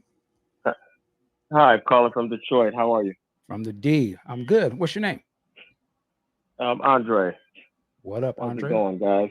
What's your thoughts, man? What up, though? So the movie I guess it all can determine on how much, time and cash they want to invest in this thing. I'm just looking at, you mentioned the Tupac bio. I really wasn't blown away by it, but that guy had, the mannerisms and the look and sort of like the essence. There you go. I'm not a movie aficionado, but I hadn't seen him in much, and for me, that was the first time I saw him. I was like, wow, when it's casting, just search. Same thing with the guy who did the Biggie movie. Now that one, I like that one. That one had a lot of energy. I was that guy. I was going to come back after you hung up and say Notorious was good too. Yeah. Yes, and he had a lot of energy, man, and he captured his essence. So yeah, it can be done. I'll even go back to the 70s, but he wasn't an unknown, but he was sort of like supporting roles, but like it's funny, man. Gary Busey, like in the Buddy Holly story, you know what I mean? That was, I think, like one of his first major starring roles. We even there's in a few other ones, but sometimes you may have to get people that are not on the radar. Right. You know what I mean? So if they're going to do a big casting call and get someone that's an unknown, even the dude who did Elvis, that one I wasn't a fan of that movie either. But I love that movie. He killed that. He killed it. Yes. Yeah, he killed it. But once again, he was in other things, but he wasn't. You know what I mean? It wasn't super. It seemed like he was in another realm. I guess the kid or teen shows, and then he elevated to this. So it can be done, but depending on if they want to rock, if they want to go the casting call mode or they want to do the flex mode. Yeah. I think you hit the nail on the head. In my opinion, is the essence of the person. Like you brought up the Elvis thing.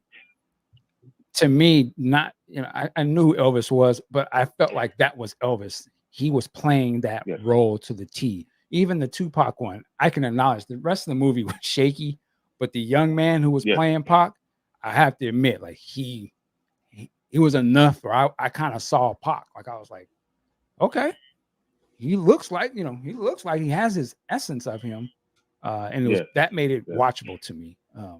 So yeah, if they can get somebody that can have the essence of Prince, that'll help a lot. But that's a hard thing. One more thing. Like Andre 3000, he wasn't bad in the Hendrix thing, but I think the production, was kind of dark. That you can tell it wasn't a lot of money thrown in the direction of the film.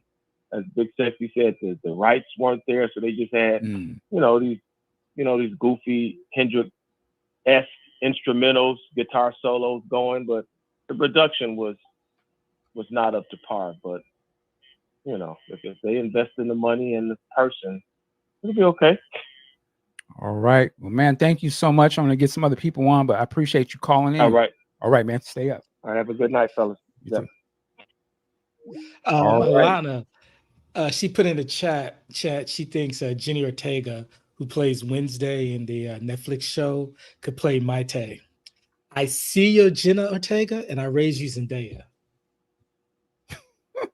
I think that's interesting. I'm not. I just never thought of that, but that'd be interesting. Yeah, I think it'd be a role she could sink her teeth into, and possibly we know she can act. She got back-to-back Emmys, and I think that'd be a good anchor. What's she getting Emmys for? Euphoria. I must have missed that. Damn. We got another caller, 216 area code. Are you on the line? Yeah, what's up? Hey, what's happening? Where are you from? This is Dr. Claw calling from Cleveland, Ohio. Snap. Now you're gonna get it. I mean, all authority. What's happening? What's up, man?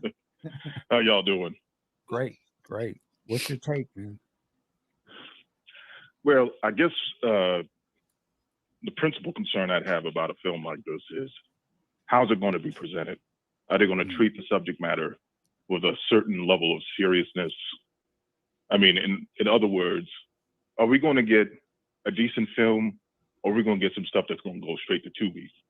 or like, you know, we're gonna get some VH1 stuff. You know what I'm saying? You just went straight for Like the that's juggler. the main thing. Yeah. Wait a minute. Don't knock VH1 too much, because that's in the Paramount ecosystem, and they did BT did the New Edition ones, and we all love those.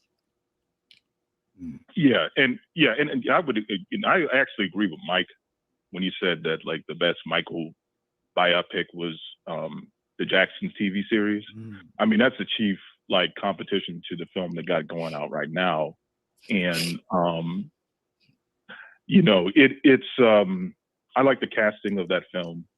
I really liked Jason Weaver's Mike, and I definitely liked Kylie. What's his name? Kylie Weaver? Not Kylie Weaver, but the guy who played adult Mike. Didn't he pass away or something too? Yeah, he did. Yeah, that was like possibly before the dude who's doing it in the musical. That was like the best adult Mike like actor I've seen. So I kind of roll like, but that movie wasn't just about Mike. That was about the whole family. That was about the Jackson Five, and I thought that was a good way of telling the story. You know, and the casting was on point. Like, you know, was it like themselves Vanessa Williams as Suzanne DePass? That's right. That's right. I didn't see that. Weren't the Jacksons involved with that as well? Yeah, like Jermaine, I think was like central to the production of that film. Which, you know, I gotta give Jermaine his props. That was. You know what's also kind of funny about that film is I know that Iron Man was in that film. What's his name? Terrence Howard. That's why you know what? Wasn't that like the first thing we saw him in? Kind of. Now that you say that. Yeah. That's the first thing I remember seeing him in was that film. That Lord. I can't remember which one he was in. That movie was ahead of its time, man. Ahead of its time. Yeah, Iron Man. I kind of would like them to do a sequel to that, and pick up after the tour and get into all the family drama I went into. You know, I think Jermaine and Marlon had that issue. They were bouncing around baby mamas, and then all of Janet's rise and all of that.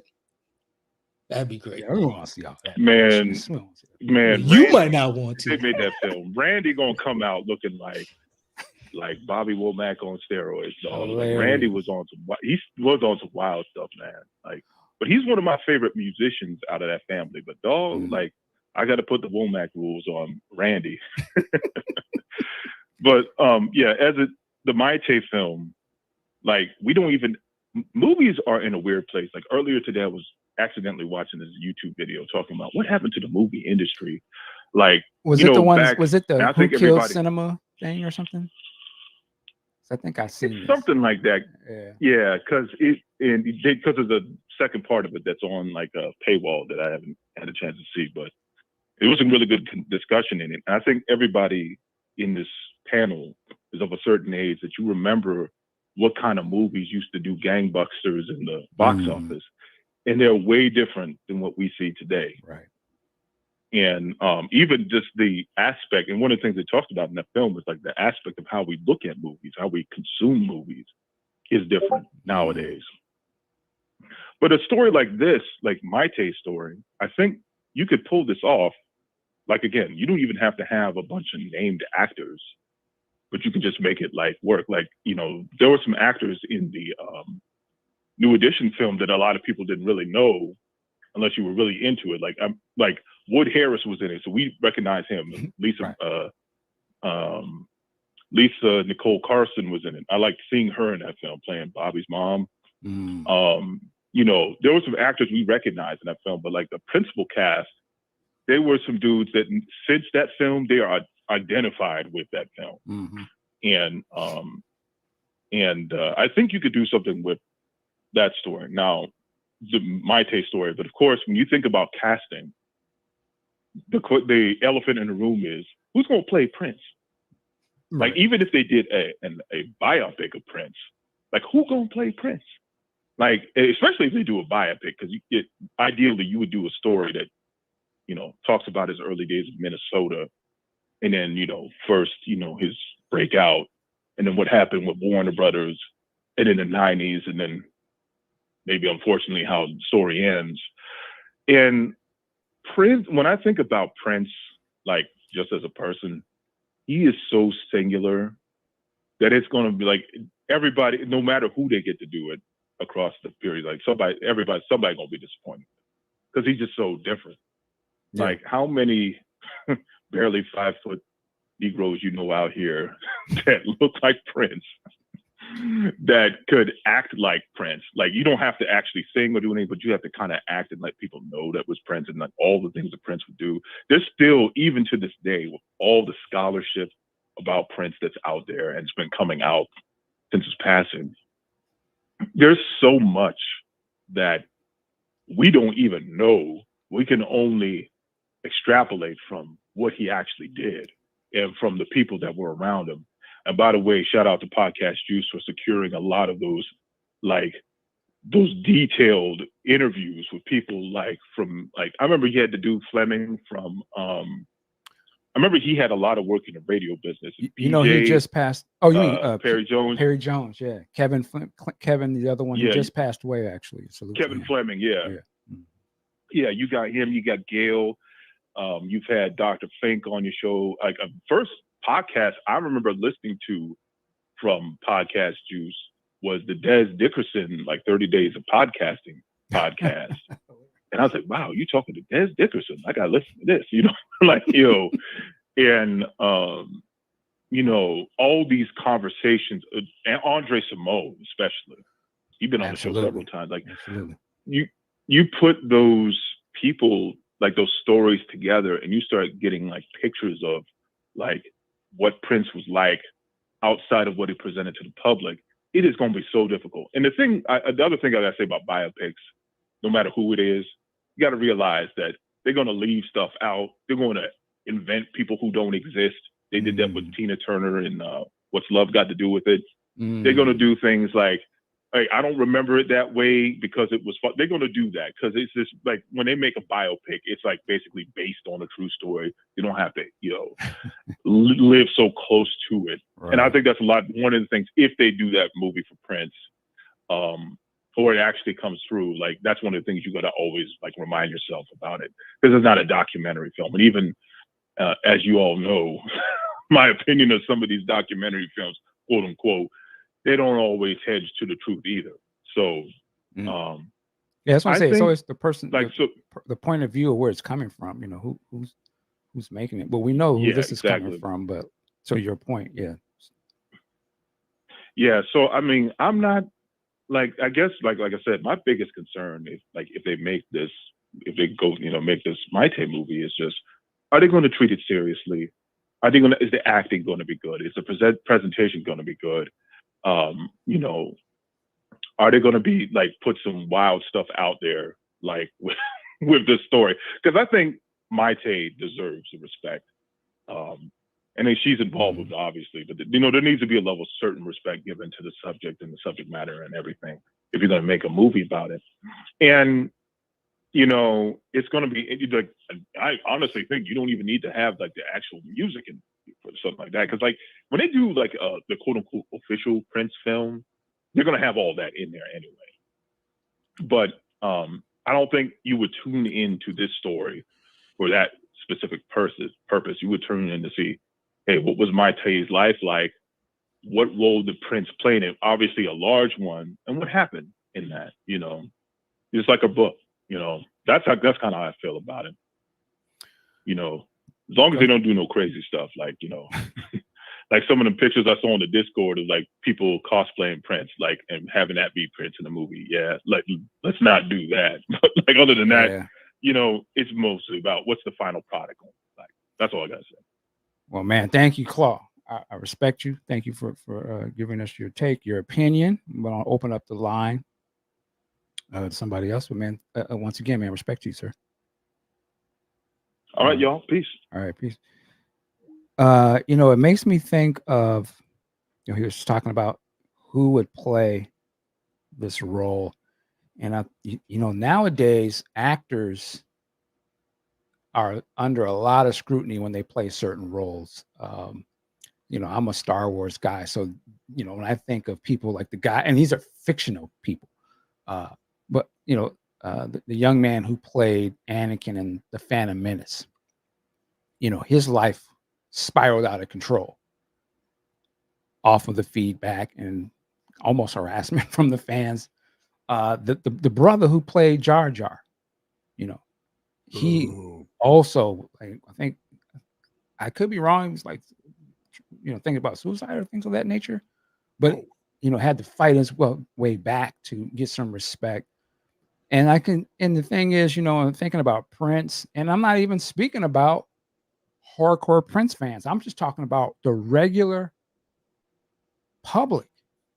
It's going to be a lot of scrutiny again because Prince is loved, and we're going to want to see it done right.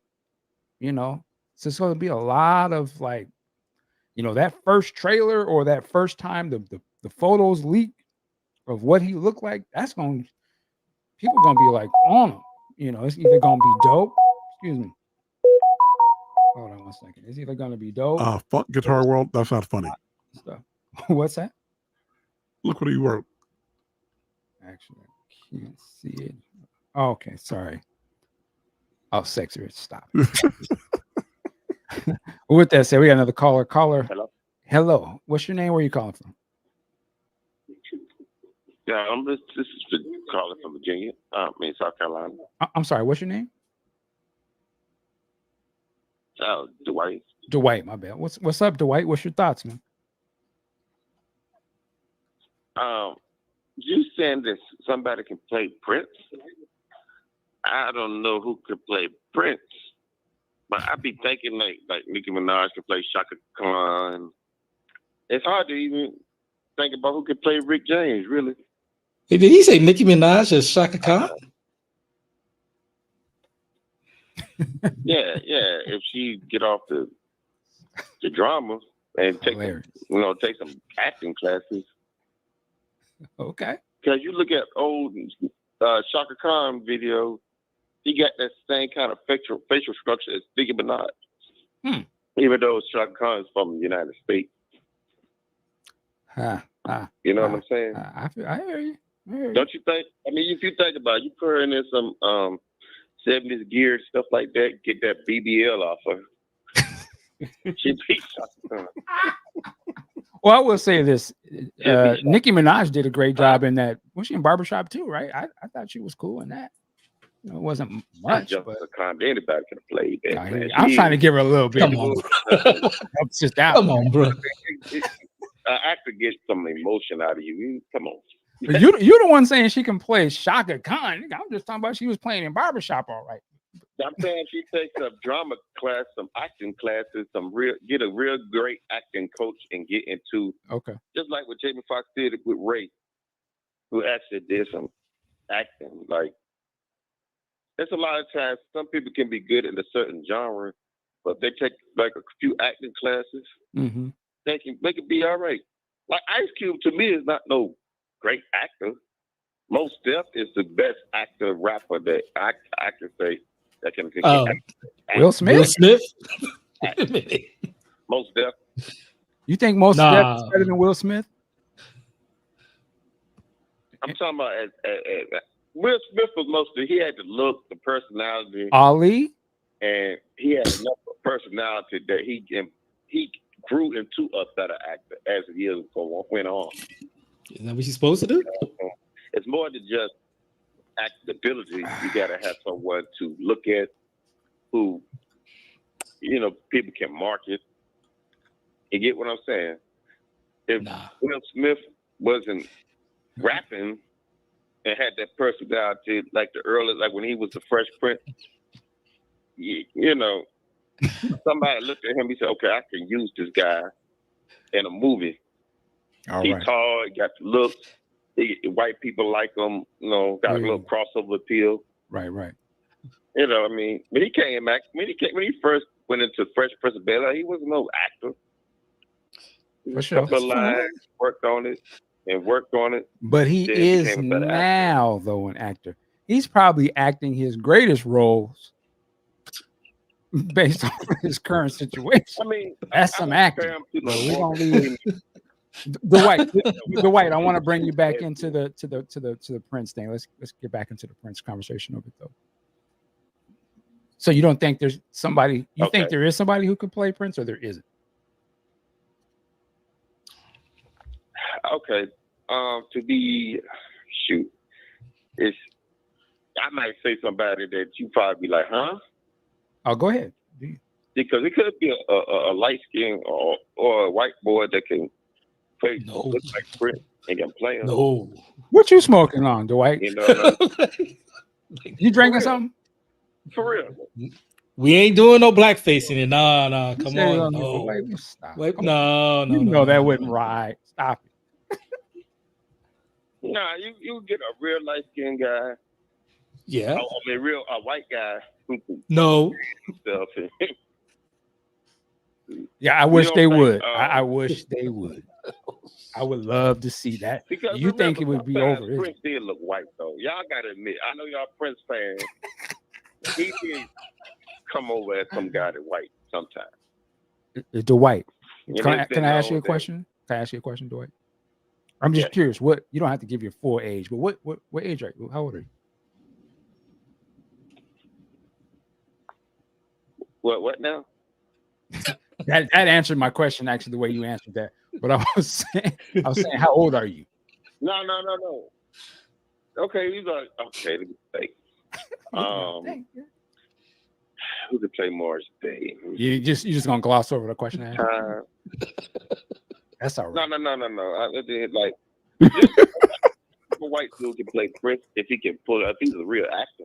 For sure. All right, Dwight, man, you are hilarious, sir. I appreciate you so much. You just opened a can of worms with that, but I'm not going to take the bait. I'm not going to take the bait. You need someone short though, someone for sure who got that petite look. I'm trying to find. Let me see. I'll find somebody though, but all right, put it in the chat. It's I need you to find that white dude that you think can play Prince, and we'll get back with you. All right, Dwight, man, you're a fool, boy. I'm gonna talk to you later, though.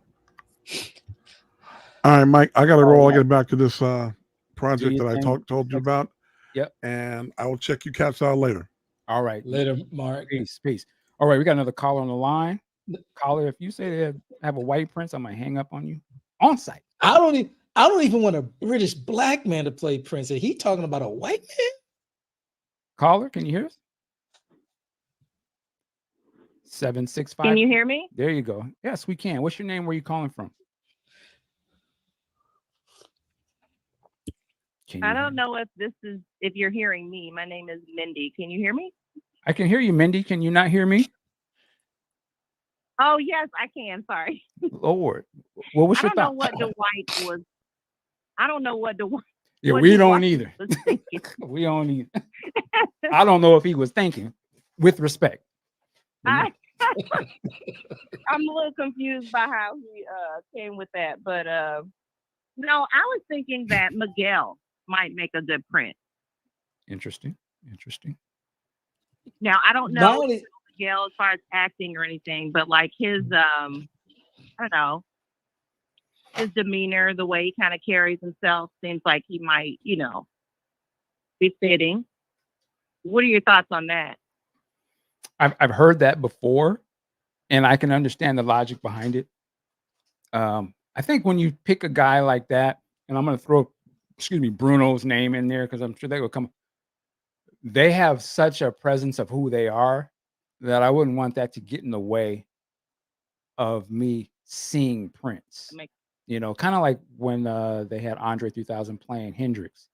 I actually didn't see that movie, but just the fact that that's Andre 3000 to me, he would have to act his ass off to make me not see him and to just fall into Prince and not be trying to like, oh, what they got Andre doing? So I don't know. Like, hey, Mike, but to your point that you're saying, well, Mike, to your point that you were saying, what did you think about when you saw Lady Sings the Blues? Because Diana Ross that was like near her height, and here she was playing this iconic jazz singer.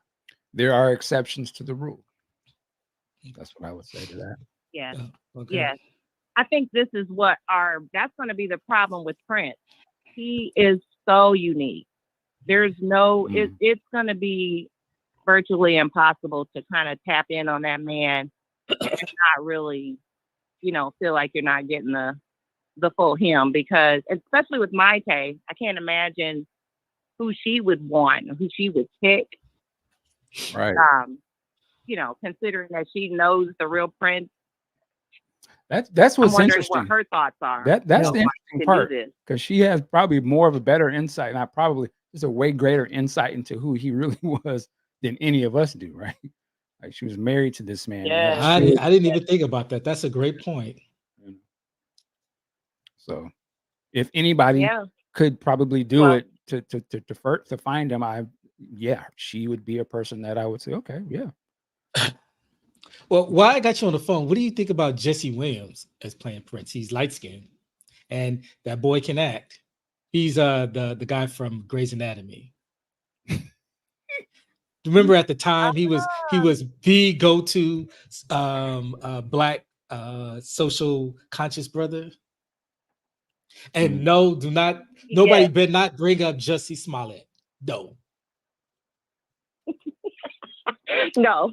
This could be his redemption, though. Oh yeah, it's not going to be. And it's like the moment I said that, I'm like, can we give Jesse another shot? We gave Iron Man another shot. Maybe this could be his Iron Man. The moment I said it, I was thinking like, damn, actually, he would have been a good Prince if it wasn't for that whole fraud thing he did. Allegedly. Nah, hell no. You know what? I could visually see that, but him acting as Prince, I don't know. Yeah, it's like if they get anybody known, they'd have to do an award-winning performance to do it. Wow, Alana, you messy. What's that, Jesse? And wow, see, I didn't say that. I'm sorry. What was your name again on the call? My bad. Mindy. All right. Well. Yep, I've been on here following you guys for a long time. Big Prince fan. I don't know if you know Benjamin Brooks. He kind of put me. I did. Onto podcast, Prince podcast. I think he's been on the show back in the day, if I'm not mistaken. Yep. Yeah. Mm-hmm. Good friend of mine. Oh, right on. Well, cool. Thanks for letting me on. Thank you for coming on and sharing with us. We appreciate you. Have a good evening. All right. I have a casting idea. Thank you. All right. Since this is this time period, I'm throwing Drake out there to play Larry Graham. Hilarious. No. We already saw. There's that picture of Damon Wayans. He looks dead on like Larry Graham. I had joked on it months ago. It was some movie that came out on streaming, and it was a picture, and he looked like Larry Graham. He was in the suit, and I was saying this is from the Quantum Realm Prince biopic. But yeah, anyway. All right. Drake. In that case, you might as well have Jada play. All right. Any last, if you guys want to comment, now is the time before we wrap it up. But yeah, like I said, you want to check out the Funkatopia Monday, and they'll have Maite on there, so she'll be able to give more information and some context to what's going on and what to expect. So yeah, looking forward to that. Absolutely. Albie Quincy as Morris, hilarious. Wait, he said who? Albie Shure's son Quincy. But why would Morris be in this? I don't know if Dr. Claw was clowning, but he said, I thought Fred Armisen was a funny representation of Prince. I agree. If you've seen any of those SNL sketches of the Prince show, Fred Armisen did the damn thing. The only problem is bruh's way too old. I can't get with it. Ryan Leslie, hilarious. What's the brother that we used to say back in the day that could be Prince? He was he in Moonlight? Very good actor, though. I don't have. You're talking about Mahershala. No.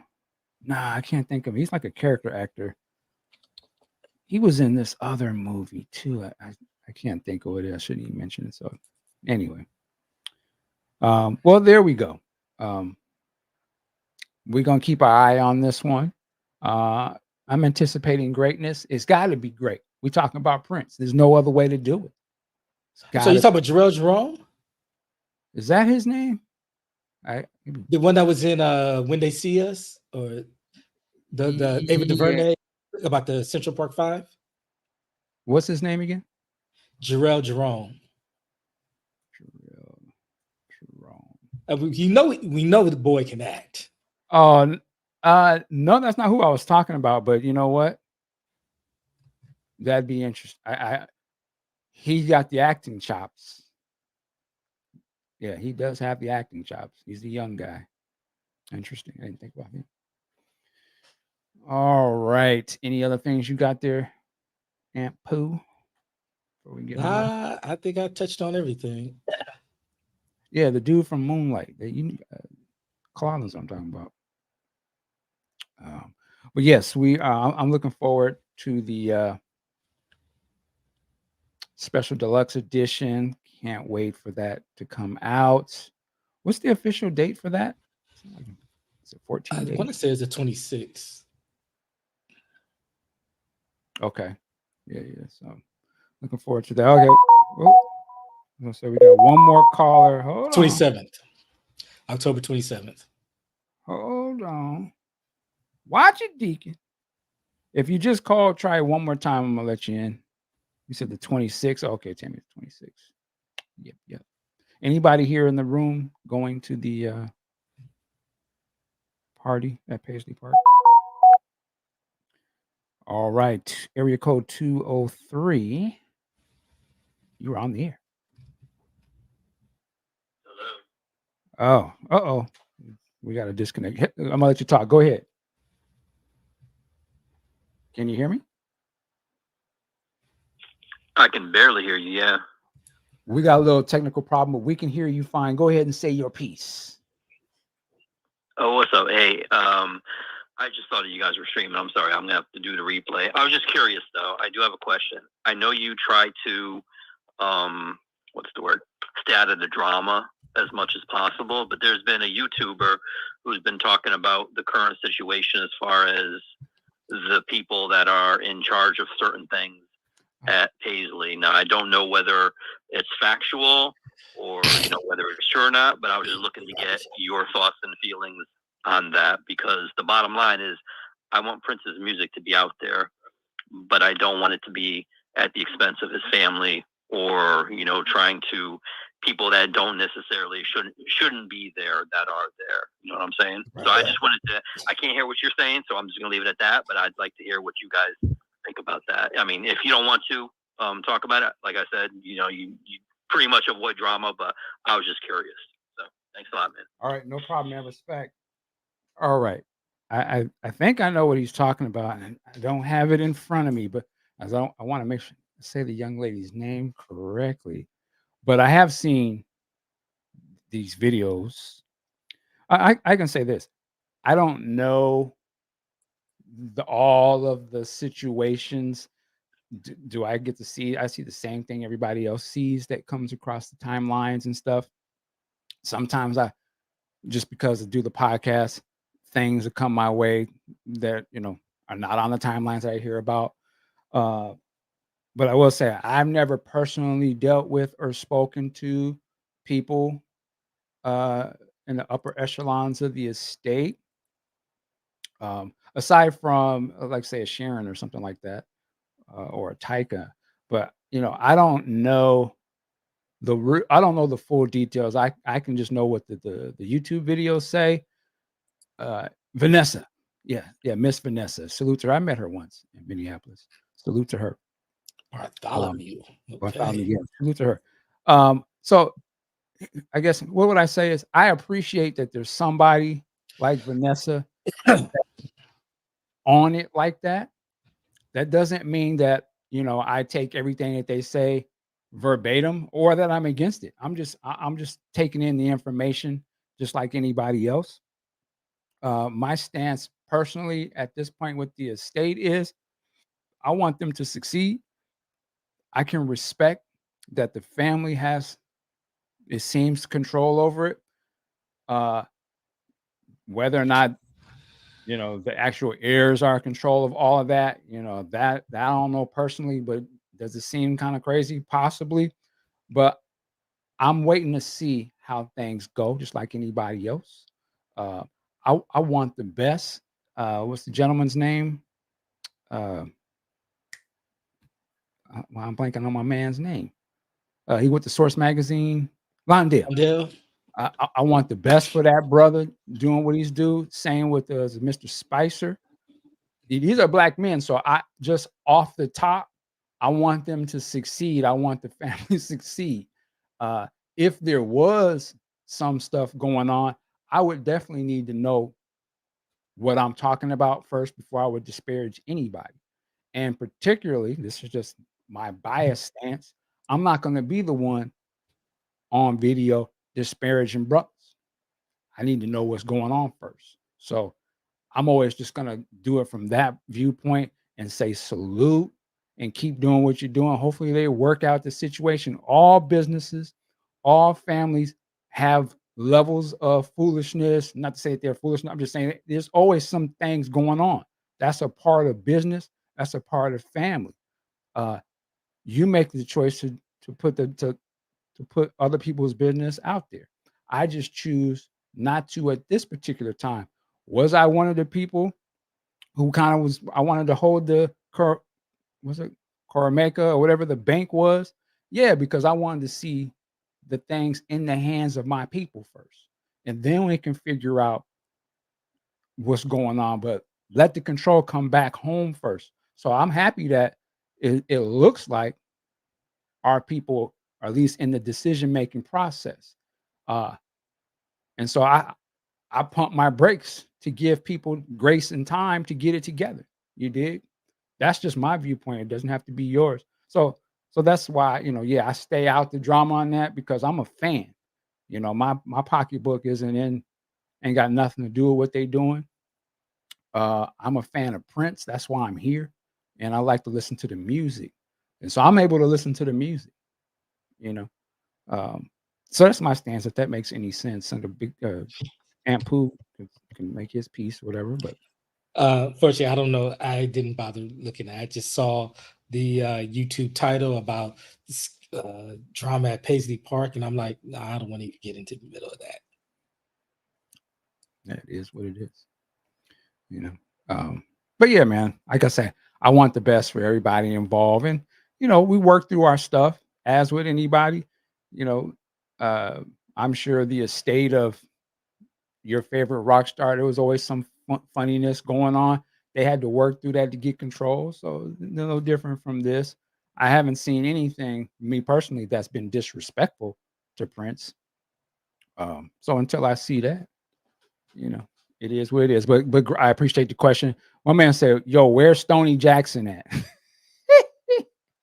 Hilarious. That might go over a lot of people's head. That's old school people. Stoney Jackson. Yeah, that went right over mine. Do your googles. All right, man. I think we're about to get up out of here. You got anything else you want to throw out here, Antpooh? I'm good.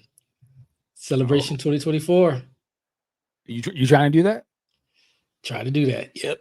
Okay. You going outside? Huh? Yeah, Antpooh's gonna be outside. Okay. Well, with that said, we want to thank y'all for joining us this Saturday afternoon, maybe evening, depending on where you're from. We also, hopefully you got to check out the show earlier today. What did Prince do this week with D'Angela? We had Robia on, and that was fun. She announced that she's doing a virtual interview signing, I think the day before the special deluxe comes out. So definitely check her out on that. Go check out the replay. If you haven't already, if this is your first time, please like and subscribe. Get tapped in. I don't normally do this, but if you're on YouTube, you could probably see right down below. Hopefully, there's we got t-shirts and stuff. You can get your podcast juice t-shirt. You're working like a job t-shirt. what I'm saying, help support the show. But with that said, we're about to get up out of here. This stuff is starting to take effect. Before I play myself all the way out, we're going to wrap it up. And yes, as our friend says here, sign up for the Patreon, please. And we're about to get up out of here. And as we go, so I see somebody did it. We're going to and work it like a job. I might come back on here later. We just play some music, but we'll see. What that said, we'll see you guys next time. Peace.